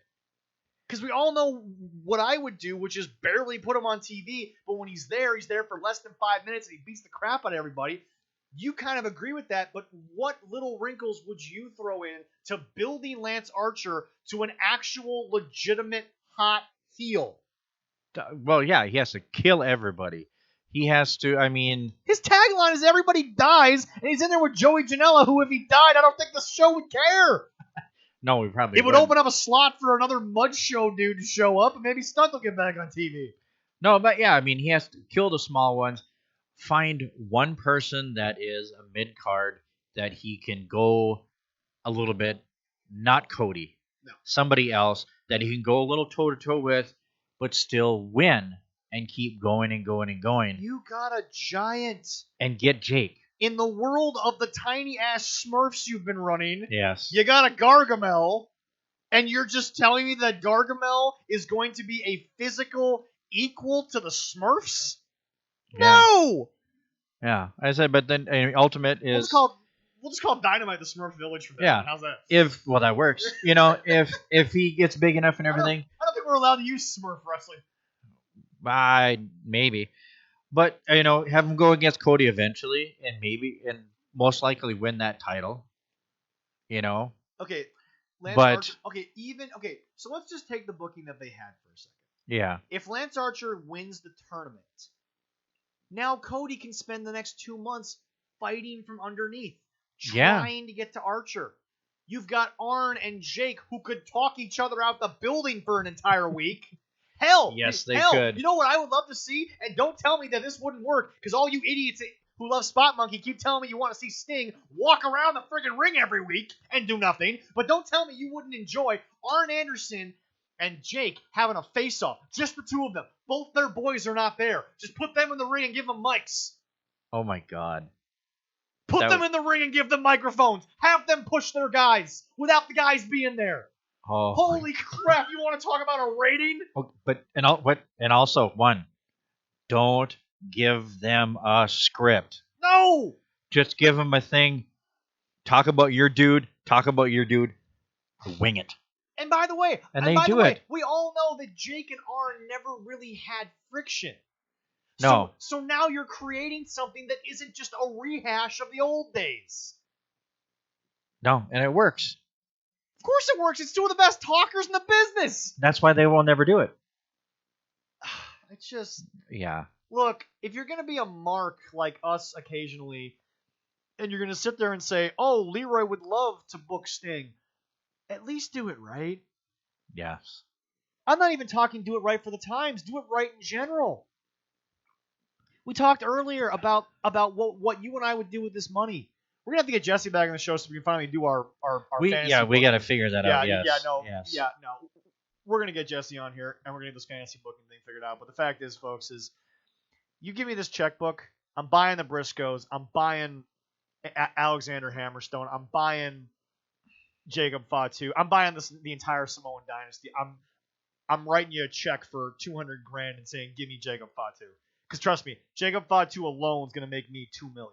Oh God, yes, he would. Jacob Fatu is going to make me a lot of money. And by the way, MJF, Alexander Hammerstone, you're telling me those guys wouldn't work well with advertisers? You couldn't put them in commercials? Oh no, wait, definitely. Wait, hold on. We have to put MJF in the bunny suit so that he can be a part of a bunch of sketches that are going to happen on Christmas when TBS and TNT runs a Christmas story for 24 hours. Have you heard of this? I've heard about that. It's what? It's pointless. Are you kidding me? Just show me a Christmas story. Don't give me Dynamite in a Christmas story. Hell, man, what are we doing? They're beating their head. They're making us beat our head against a wall, so we don't have to look at it. I see so much potential in half this roster of Oh, Spot yeah. Monkey Wrestling. But the other half is trash. And by the way, if I walk in there as the booker, which they don't have because they have a money mark who's running the damn thing, Yeah. if they bring me in and Tony Khan says go for it in a way that he should have had Jim Cornette do it, but obviously Jim saw who he was in business with and was like, I ain't. Yeah, I'm not touching with a No, 20-foot pole. no. I'm pretty sure the Grinch has a. I'm pretty sure people would touch the Grinch with a shorter pole than Jim Cornette would touch the Bucks with. But anyway, I would cuddle with the Grinch before doing that. there you go. But anyway, okay. Well, all right. Little fantasy booking. Bring me in. Okay. If I'm forced to keep who I've got, and I'm Yeah. eating because this is Spot Monkey and I could care less. Because you know what? Because you know what, folks? I'm still more professional than anybody in Spot Monkey. Yeah, that's Tell true. me I'm wrong. Yeah. I'm eating during the show, and it's like I'm still doing a better job than Spot Monkey. Yeah. They only have Cody. He's more. Yeah. Okay. All right. Well, all right. I've said it before on the show. I'll keep Joey Janela since you apparently want me to keep him. But he ain't winning a match but once every 5 months. I don't know if I would even let him win a match. No. Remember. That's me. No, but remember, you can have a guy like Janela who believes his own hype, who's like the Make-A-Wish kid that you're giving the wrestling opportunity to. Yeah. But you have to give him a win once in a while to make him look somewhat legitimate to keep him on TV. Because if he just lost, then he'd be what he is now. A useless prick that nobody wants to watch. Not even the fans of Spot Monkey Wrestling. All right. Yeah. Well, not to mention the fact, Janela, if he lost for 4 months straight and then all of a sudden he's in there with a top heel and he gets a fluke victory, that's gonna catapult my heel for like a month. Oh yeah, definitely. But anyway, give me Orange Cassidy. He'd be in a lot of dark things. He wouldn't be doing a lot of TV. No, but that's your favorite wrestler. Fine, I'll book him to win the TNT title. But I can tell you right now, call me crazy. I would book him a little bit like when Crow Sting debuted. The less you see of Orange Cassidy, the better. Yeah, that could. Yeah, definitely. I'm not saying it's going to have the same impact as Crow Sting. Oh no, not the same. But that would help him out. But okay. But he also needs a talker. Yeah, he doesn't say anything. Somebody has to be his mouthpiece. Well, he says things, but for some reason it's during a debate with Jericho, and he talks about global warming. That brings a tear to the eye of Eric Bischoff. Mind you, Eric Bischoff is the evil mastermind who brought about the abuse of power on Raw when he was in WWE, and was the guy who almost single-handedly destroyed the World Wrestling Federation. Yeah. But he cried over an answer on global warming. So touching. Please. Yeah. Anyway, all right, just throw something else out from Spot Monkey, and I'll give you what I do with him. Just give me something that's always on TV. That's always on TV? No. Oh well. Don't give me the best friends because, like I said, I'm gonna stick them with pockets. I'll stick them with Orange. Well, Julius yeah. Let's see here. Well, I could add. You say the women's division, Don't but I know. say Brandy because you know my answer. Oh no. She's never gonna be on TV. But Don't give me Brandy. I know I would not give you Brandy. But no, the women's. I know what you would do with the women's division. I'd have Nyla Rose run through it. I'd have Nyla Rose week in and week out run through the damn thing. And by the way, I would have had her crush Rio 8 times. You think Lana had a rough of 2.5 months with Nia Jax? It ain't close to what I'd have Rio go through. 3 months of tables? No, man. Oh, okay. First of all, as much as I love DCW, less weapons. Okay, yeah, that works. But who would be the champion then? Would you have Nyla Rose? Nyla Rose? Okay. Nyla Rose. All right. But then before they killed her as a babyface, I would have had Britt Baker be the babyface that had to fight from underneath. But again, when you book a match with someone like Nyla Rose, you book it the way Dutch Mantel booked Gail Kim versus his Awesome Kong. Yep. It has to be realistic bumps. Gail Kim was never going to realistically, as gorgeous and as athletic as Gail Kim is. Oh, yeah. She's not an athletic equal to Awesome Kong. You need Nyla Rose to run into the turnbuckle a couple of times before she's wobbly enough for Britt Baker to drop kick the knee, bring her down, and then, by the way, a punch to the face of Nyla Rose might not work when Nyla Rose is standing there hulking up, but when she's on her knee, when she's had her head bounced off the turnbuckles a few times, when Britt's flown through the air once or twice, because here's the thing. We always talk about how there's too many flips in AEW. You need to fly when you're a tiny ant going against the anteater. Oh, yes. It's Gotta have that momentum. It's different because you have to create momentum using physics. Nyla Rose would be the champion, and I would have had Britt Baker fight from underneath. Also, by the way, you were hand-given a goddamn gold mine by the WWE. Because they showed her during War Games sympathetic that Adam Cole just got his damn neck snapped in half. Yep. You could have run with that. You could have found some way to use the footage of her concern for Adam Cole and turned her into a sympathetic babyface. Instead, you broke her nose and turned her into a heel that had one of the worst matches I ever saw. Yep. In the tooth and nail bullshit. All right. Hey, we go for that. How about tag team? Oh my god. First of all, Adam Cole and Kenny Omega would have been nowhere near the tag team championships. Not a thing. I don't think so. I hate to say it, but I would have given it to the Bucks right away. Okay, yeah. And here's why. You're the stars. You're the established people that I'm trying to get people to like. I'm trying to get them to believe in your hype. Whether I believe your hype or not, I'm trying to get them to believe in you. And then you find you know what? Turn them heel. Snarky heels. Oh, yeah. Who find ways out of but the Bucks, I don't think know how, but I would have them cheat a lot more. Because would work, yeah. Because I need to sell them as snarky underneath heels who don't and everyone's like, but they're the stars. You're trying to build them. No. I just need people to get eyes on the product. Then I'm going to give you the real stars. Then I'm going to put Cody on TV. Oh, yeah. When I see the consistent ratings, then I'll put Cody on TV. But no. Have them win. Let them feel like they're the elite.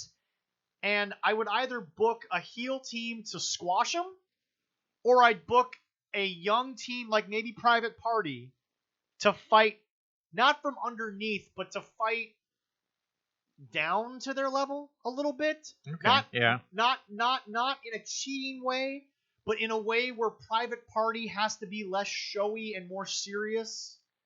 And then when Private Party's got the belts, let them be Private Party. Let them weigh in at a combined 24 vodka cranberries or whatever the hell Justin Roberts says. Oh, yeah. Fudge. All right. Well, how about the word title? World AEW title? Yeah. He kind of told about what the mid-card title. Pac is a world champ? Why not? Yeah. Pac is small, but he works hard. He's a great heel. Pac could... He's also a known face to the casual fan. He could run with that. He could have run with Penta El Cerro, whatever he is now. Yeah. And Phoenix. They could have run together.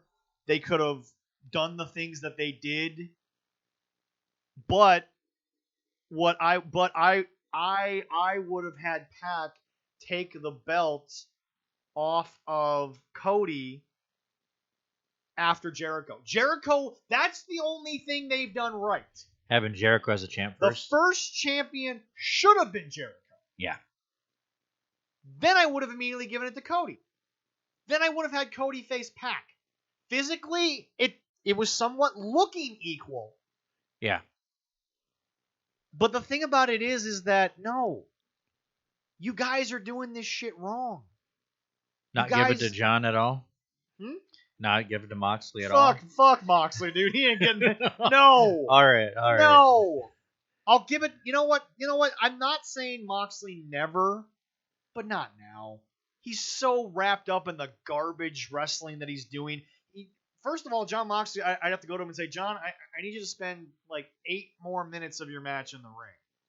I can't believe I have to tell a professional wrestler to stay in the ring.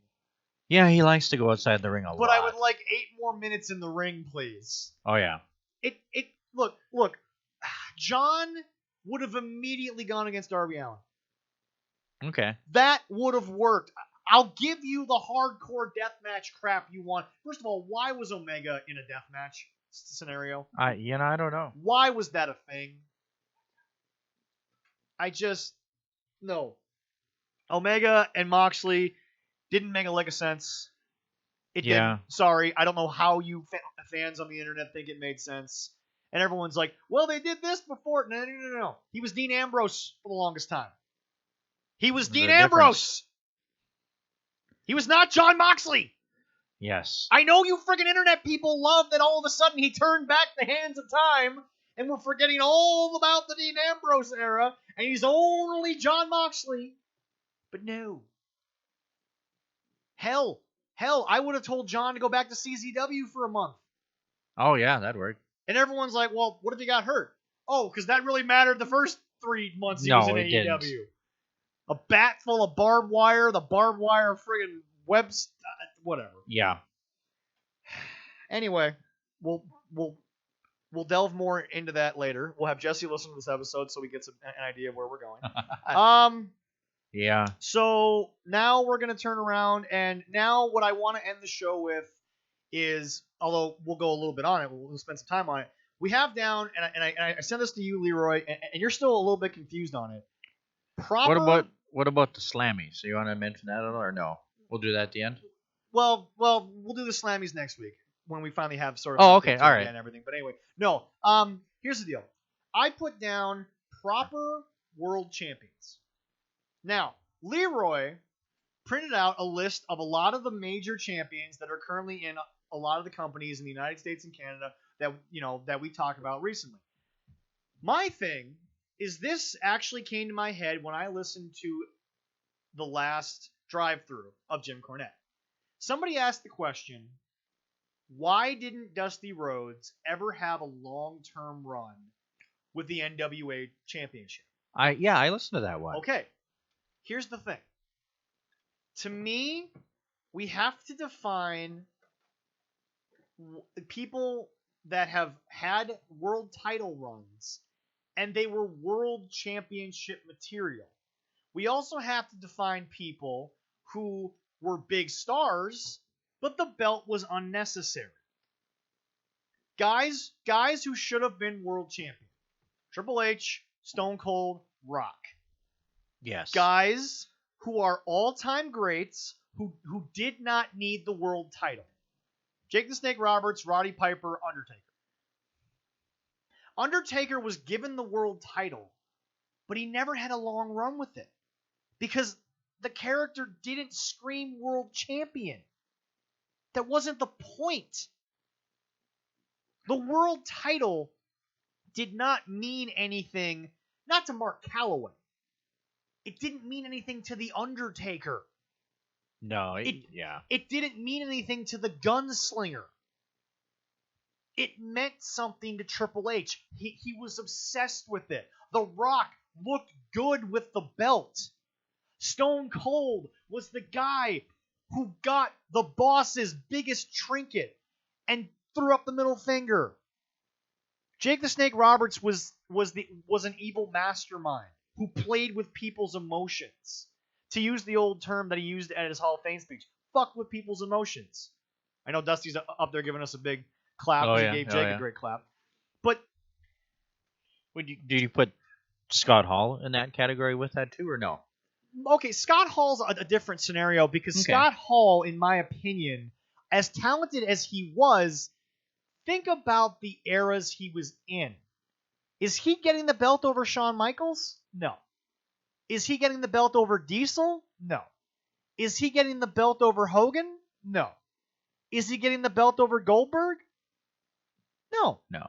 Okay. Scott Hall is a victim of circumstance, in my personal belief, of where he was at the time he was a main eventer. When he was Razor Ramon, he was the top Intercontinental guy. He was the top mid-card guy. But when he was main event status, he was always in there with, Shawn Michaels, Kevin Nash, Goldberg, Sting, Booker T even. Yeah. Down in WCW. Okay, yeah. So, to paraphrase what Jim said, Dusty's entire gimmick always was the American dream, fighting from underneath. And yeah, you had to give it to him eventually, because again, the wrestling fan used to be smarter. And eventually, if Dusty lost 6 straight world title matches, then the fans don't believe in it anymore. Yeah. There was a peak to give, because back to Keith Lee finally becoming the North American champion. No, finally becoming just a champion in NXT. Yeah. You can only deny it. Actually, no, North American champion against Roddy Strong. Yeah. You can only deny a giant for so long before nobody believes in the giant. That's true. That's wrestling.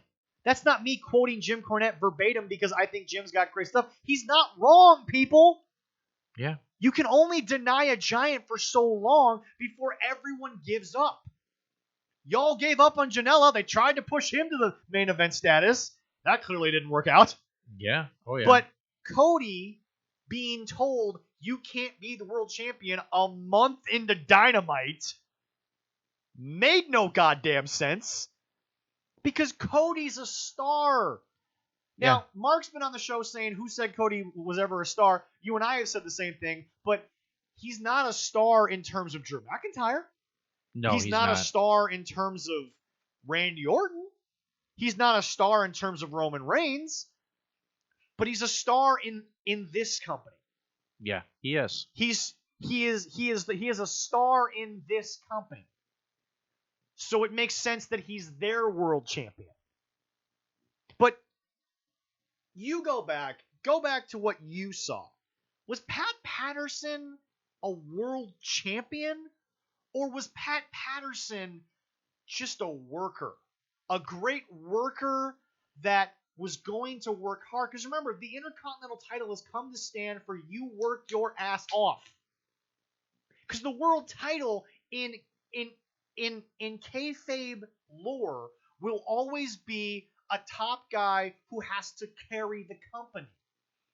Yeah. And so it's media endorsements, it's advertising, it's all the bullshit of you're the golden boy. The Intercontinental title is you ain't that, but you get this big prize. I don't think Pat Patterson was ever a world champion. Not at the level of Hogan.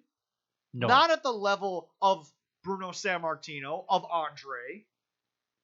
But Roddy Piper, one of the greatest talkers in the history of business. But would Roddy being the world champion have ever made sense? Because he couldn't have been Roddy. No, he couldn't have. I mean, there's no way. I mean, Pat, his run with that. I mean, Andre only had the one title out of all, but he's another one that he didn't have to win that match against Hogan, but Andre's it was also a storyline. Well, but Andre's stuff also like that. a very short-term story. Yeah. Sadly. Yeah, for that. But yeah, I mean, his career, he didn't need. That was another one. He didn't need a title. It was just him. You know, The but world that title, works. whether or not we want to believe that they're actually going out, because the world title is like winning the Super Bowl. What is the one thing that they're paid to say after they win the Super Bowl MVP? I'm going to Disneyland. Oh yeah. Mostly they're in Disney World, not Disneyland, but you get the Yeah. idea. Oh yeah. But Tom Brady is a face. He's always been a good-looking guy. He's always been chiseled. He's always looked amazing. His wife is a supermodel. Not a model. A supermodel. She makes the money in the family, folks, not Tom. And he's a pro football player. I but know. She makes the money, folks. but no, it's just it's what they said about Daniel Bryan. Daniel Bryan got there because that was one of those moments where, okay, we're going to give it to a guy that the fans want. Fan favorites don't always win the world title. No, they don't. No. But there are moments when it happens. I'm going to say it. I loved it. We've talked on the show 1,000 times. I thought it was great. Kofi deserved one shot at the belt.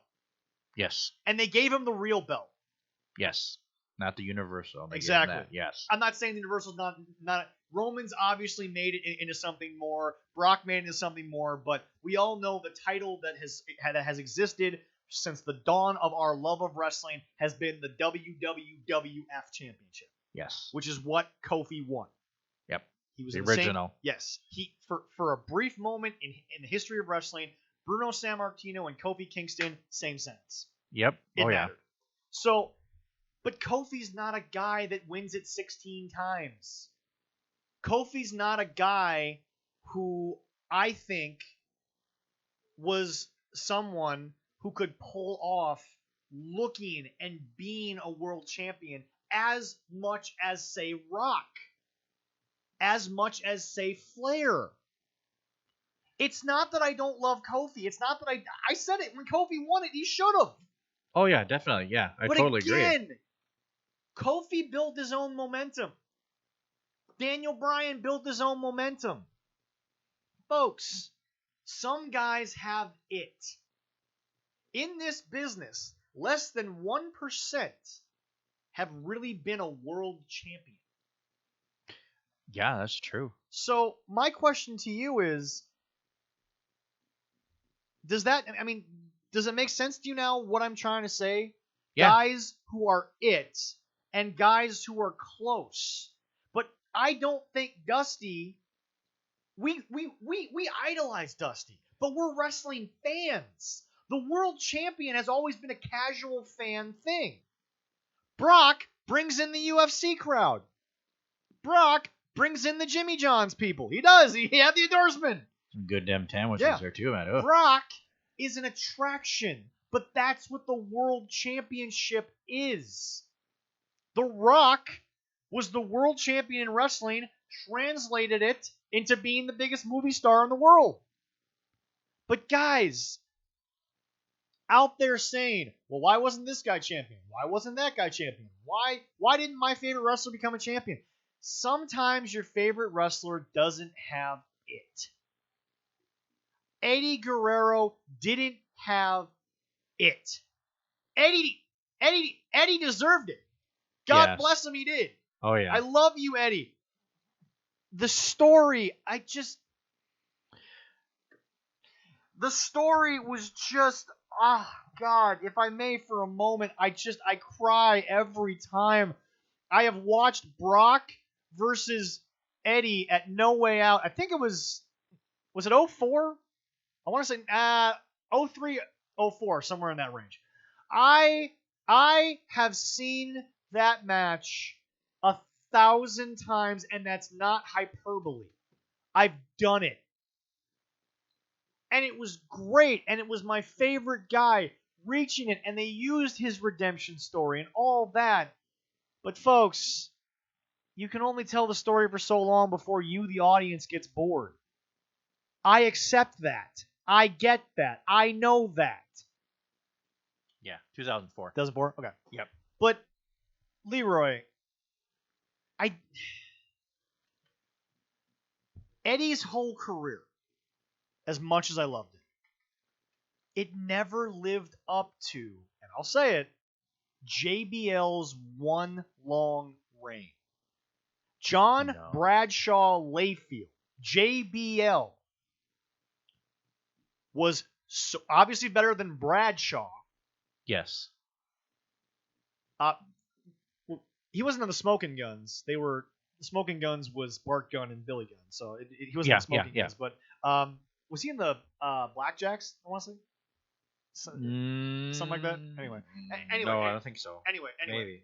neither here nor there. Forget it. It doesn't matter. But anyway, moving forward, that one run as the millionaire John Bradshaw Layfield, that was bigger in a vacuum than anything Eddie ever did to become the world champion. Look, Eddie had an it factor to entertain on the level that Eddie did, and Eddie is one of the greatest of all time because Latino Heat mixed with how good he was. Eddie was so good in the ring that when you add Latino Heat, you have to put him in possible GOAT status. You just do. But Eddie's character was never going to be The Rock. It was never going to be Stone Cold. It was never going to be Triple H. Randy Orton carried it. Roman Reigns is a world champ. You don't take Roman Reigns and make him into a mid-carder. No. The look alone. Love the Usos. I know they were, family and everything. I know they're in the Anoa'i family. They're not Roman. They weren't given that. No, they don't have a presence like that. Starting out when he was younger, moving up to now, giving him that Intercontinental U.S. title, that's fine. But now, where he's at, no, it's a demotion. It is. I mean, he has to have the big title. I know John Cena used that line against Roman. You saw the U.S. title as a demotion, but that was story. Oh, yeah. And by the way, folks, that was good. And by the way, folks, here's the deal. Roman Reigns, whether he loved being U.S. champ or not, he was still in there with John Cena. So he was still in a main event caliber match. Yeah. John Cena is the last guy I remember who was always in the WWE world title picture for about 10 years. He never won the belt and then went back to the mid-card. He never won the belt and then went to a tag team. He was always in the mix to be world champion. He grabbed that brass ring and held on to it like Vince told him to do. Cesaro, I think physically has everything. I think that if you let him be himself a little more, he could pull off a short run. But guys, back to my point, we idolize and love Dusty. But the American dream was never meant to be the man. It was to fight the man. I have dined with kings and queens, and I have eaten alleys on pork and beans. Paraphrasing, obviously. Yes. That's the son of a plumber, not the son of a billionaire. Tony Khan is not the American dream. Dusty Rhodes was. Yeah, he's just like us. I mean, winning the brass ring for a little bit, holding on to that for that moment, and then losing it. That's the way it is. Look. For you and I, every year, that brass ring, that moment, that's our bonus check. Oh, God, yes. With Crit Trip Incorporated. Oh, yes. It makes us feel good for about a month, and then it's back to reality. We paid the bills. We've had a little fun. Well, you should try that VR stuff I have for the play. That's my little treat. Right, yeah. Oh. But Leroy, you and I are not the Zietlow family. No. I'm not saying that they're spoiled by any means. We know they're not. But they're the boss. Yeah. They're the ones who are always in the spotlight. We are the mid-card to the Zietlow family. Yep. But again, people need to understand that you can be a world champion in your tiny world, but to be the NWA world champion, the AWA world champion, to be the WWE champion, folks, no. Certain people can do it, and certain people cannot. Prime example? I'll say it. Prime example. Okay. Chris Jericho. Chris Jericho, Y2J. Yeah. He's the first undisputed champion, but it was to poke a hole in Rock and Austin. That's all it was. No offense to Chris. But I don't think Y2J was ever going to be Stone Cold Steve Austin, was ever going to be The Rock. He could hold his own. Definitely could. But Chris wasn't given the... Chris can talk. Oh, God. But he's not The Rock. Yeah. And if anybody has a chance, try to find... There's a story on there about him winning that, and... Well, as he always said, when you're the champ and you main event, everybody else goes home and you're kind of left alone. Yeah.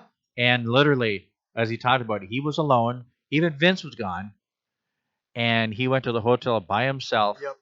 And his meal for winning his championship the first time was Domino's pizza that he dropped on the floor and had to pick up. Yep. And I'm like, oh, that sucked. But it's a great story to hear him talk about that. But it's crazy. But guys, I'm gonna say it. Ric Flair, the Nature Boy, the 16-time world champion.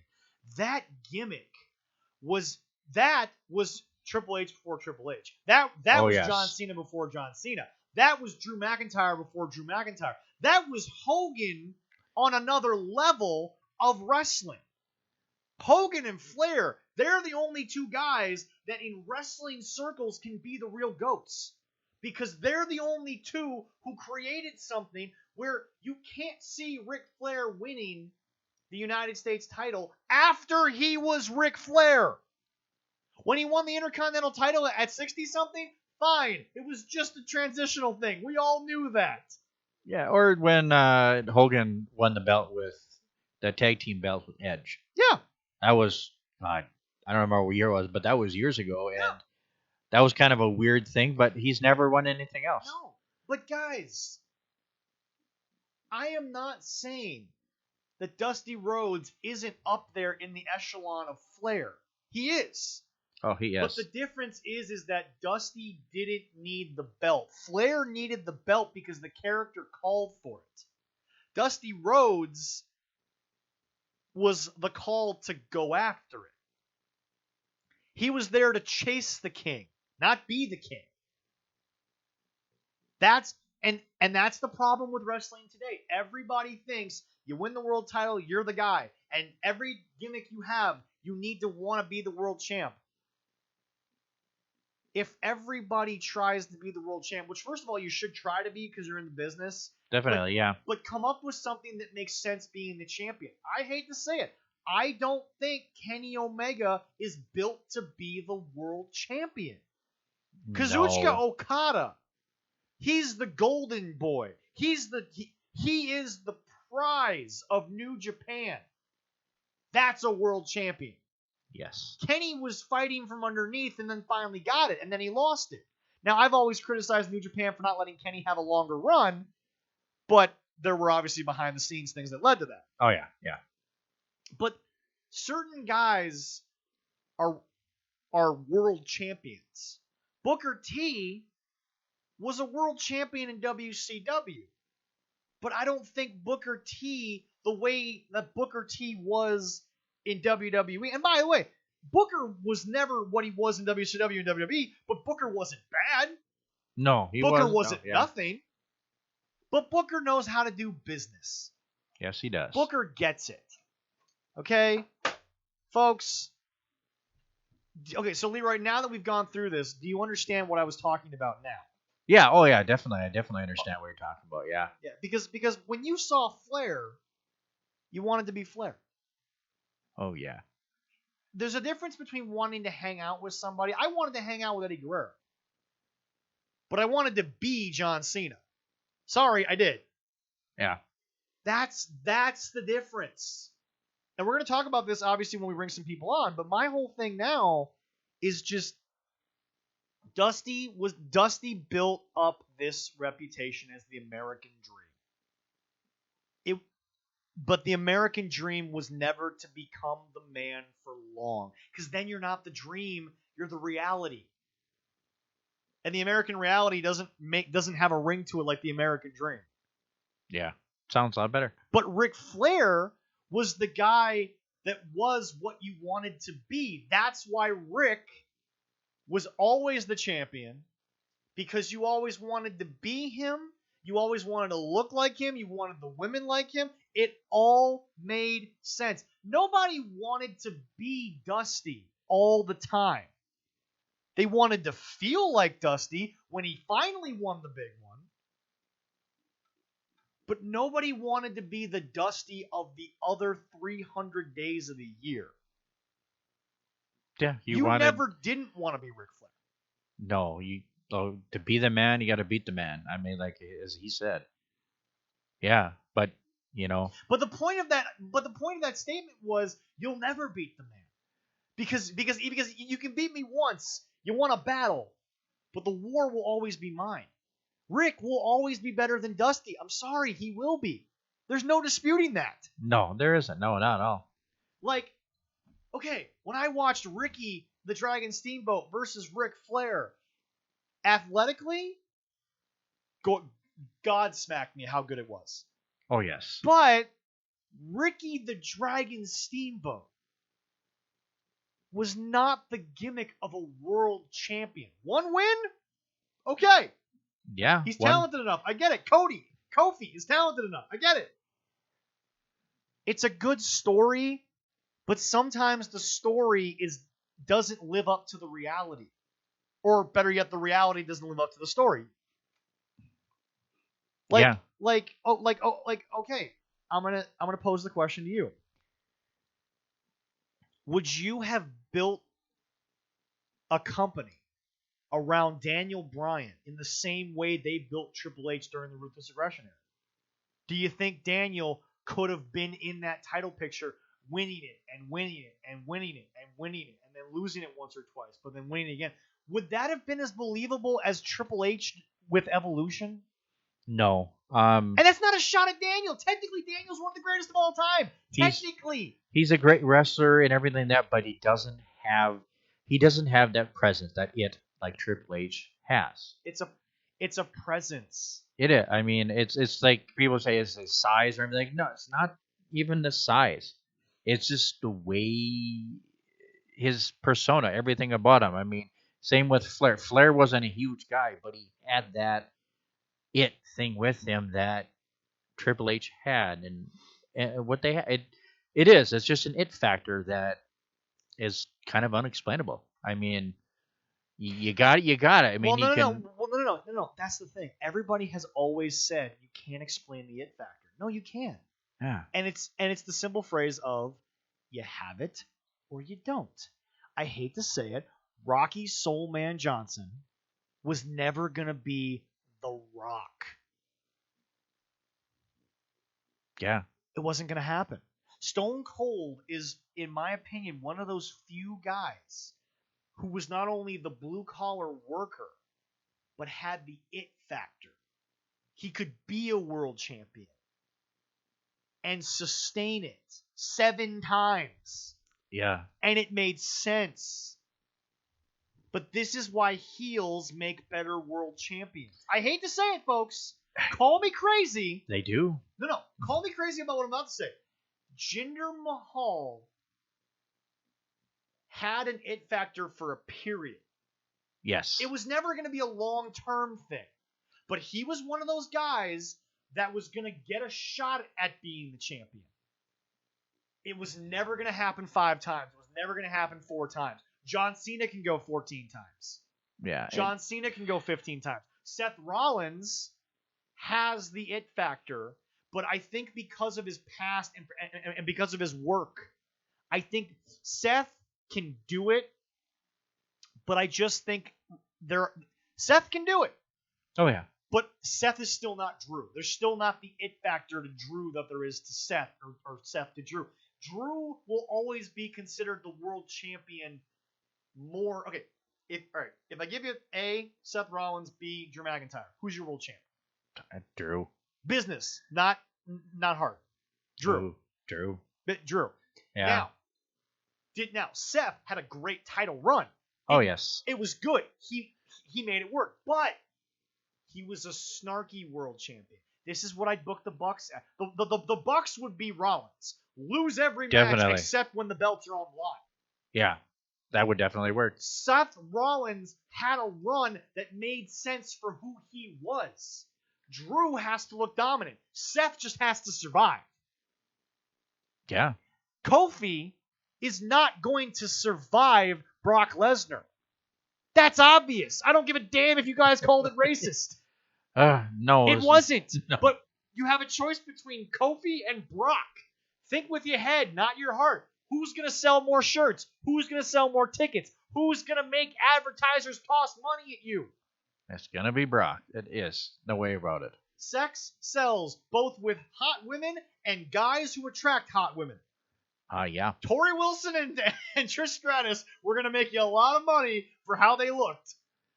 Ric Flair was going to make you a lot of money because the advertiser was going to look at him and say, the hot girls like you, so the guys follow the hot girls, so we're going to invest in you. Girls, Tori, Trish, we skip Rick. We go straight to you. But it's a different mentality, folks. Oh, yeah. So we'll talk about this when we have somebody else on, but I think you get what I'm talking about. Yes, This definitely. will be a future topic to bring more people in. Oh, but that's my opinion. That's what I want to talk about.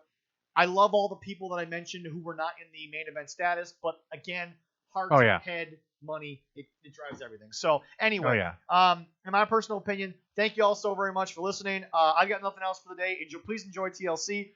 We'll be happy to review it here coming up. And the Slammies Wednesday afternoon after 10 o'clock on the network. We will go Featured ahead. and hosted by R-Truth. Yep.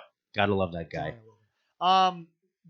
We will definitely turn around and we will talk about break those. down all that stuff. And the pay-per-view. Gonna be a great show next week. Hopefully we can get some people in here, but if not, it's always fun to just do this together. Oh yeah. Thank you all so much for listening, and for all of us 13 Cards Subject Change, please like and subscribe on YouTube. Please like and subscribe on Facebook, Podomatic.com, Spotify. Leroy will be working tirelessly on his only 2 days off now. From now until the end of time, he will be getting more of our podcasts on YouTube so that they will be there for you. Because we're not about to pay Podomatic the amount of money they want to keep all of our podcasts up. We don't have the money for that yet. I got Christmas weekend off. Perfect. And because it's downloads after downloads. I'm gonna try as fast as I can to do it. And Zach, my friend, but Merry Christmas, everybody, because happy holidays, everybody. We're gonna see you after the holidays. We're gonna be on again. So, ladies and gentlemen, please stay safe. Stay with your families. Only the immediate families that you've already been around this whole time. Please do not have gatherings. Please do not play with science. Please do not try to play God. Do not try to think you are above this. I will say it, no names. My mom's boss, his sister passed away after going to a large Thanksgiving party. Yeah. Well, folks, please don't tempt this. Don't play with this. Please use your brains, not your hearts. Your family will be there next year if you're smart enough to stay healthy this year. Yeah. 2020 is looking like it's going to be better. 2021. 2021. Please. Also, folks, again, we're not here to give you a science lecture. Please take the vaccine. And if you have a history of allergic issues, please be within a hospital range. Please have an EpiPen. But this is not something that you should avoid unless your doctor says you should. Thank you all so much for listening. That's our public service announcement. Have a happy holidays and a happy new year. We will see you guys all later.